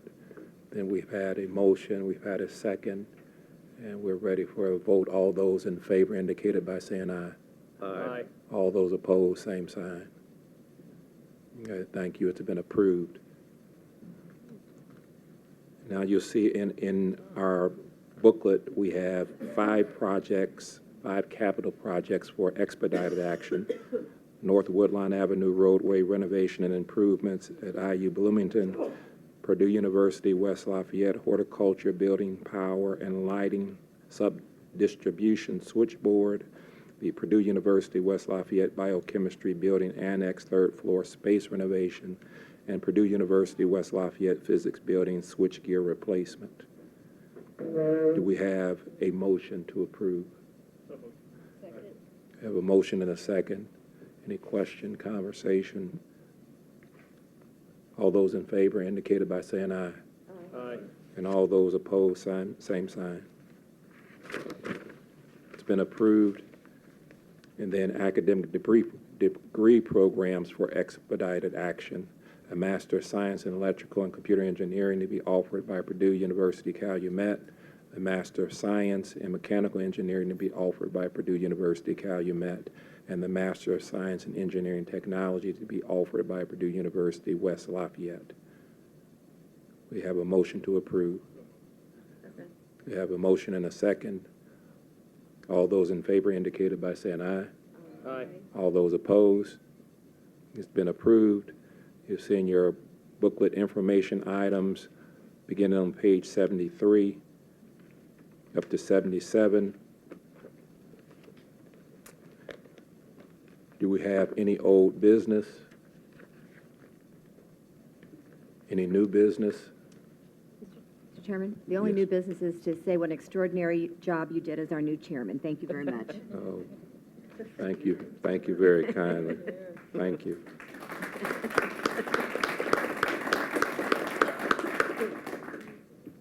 Thank you very much. It's an honor to serve.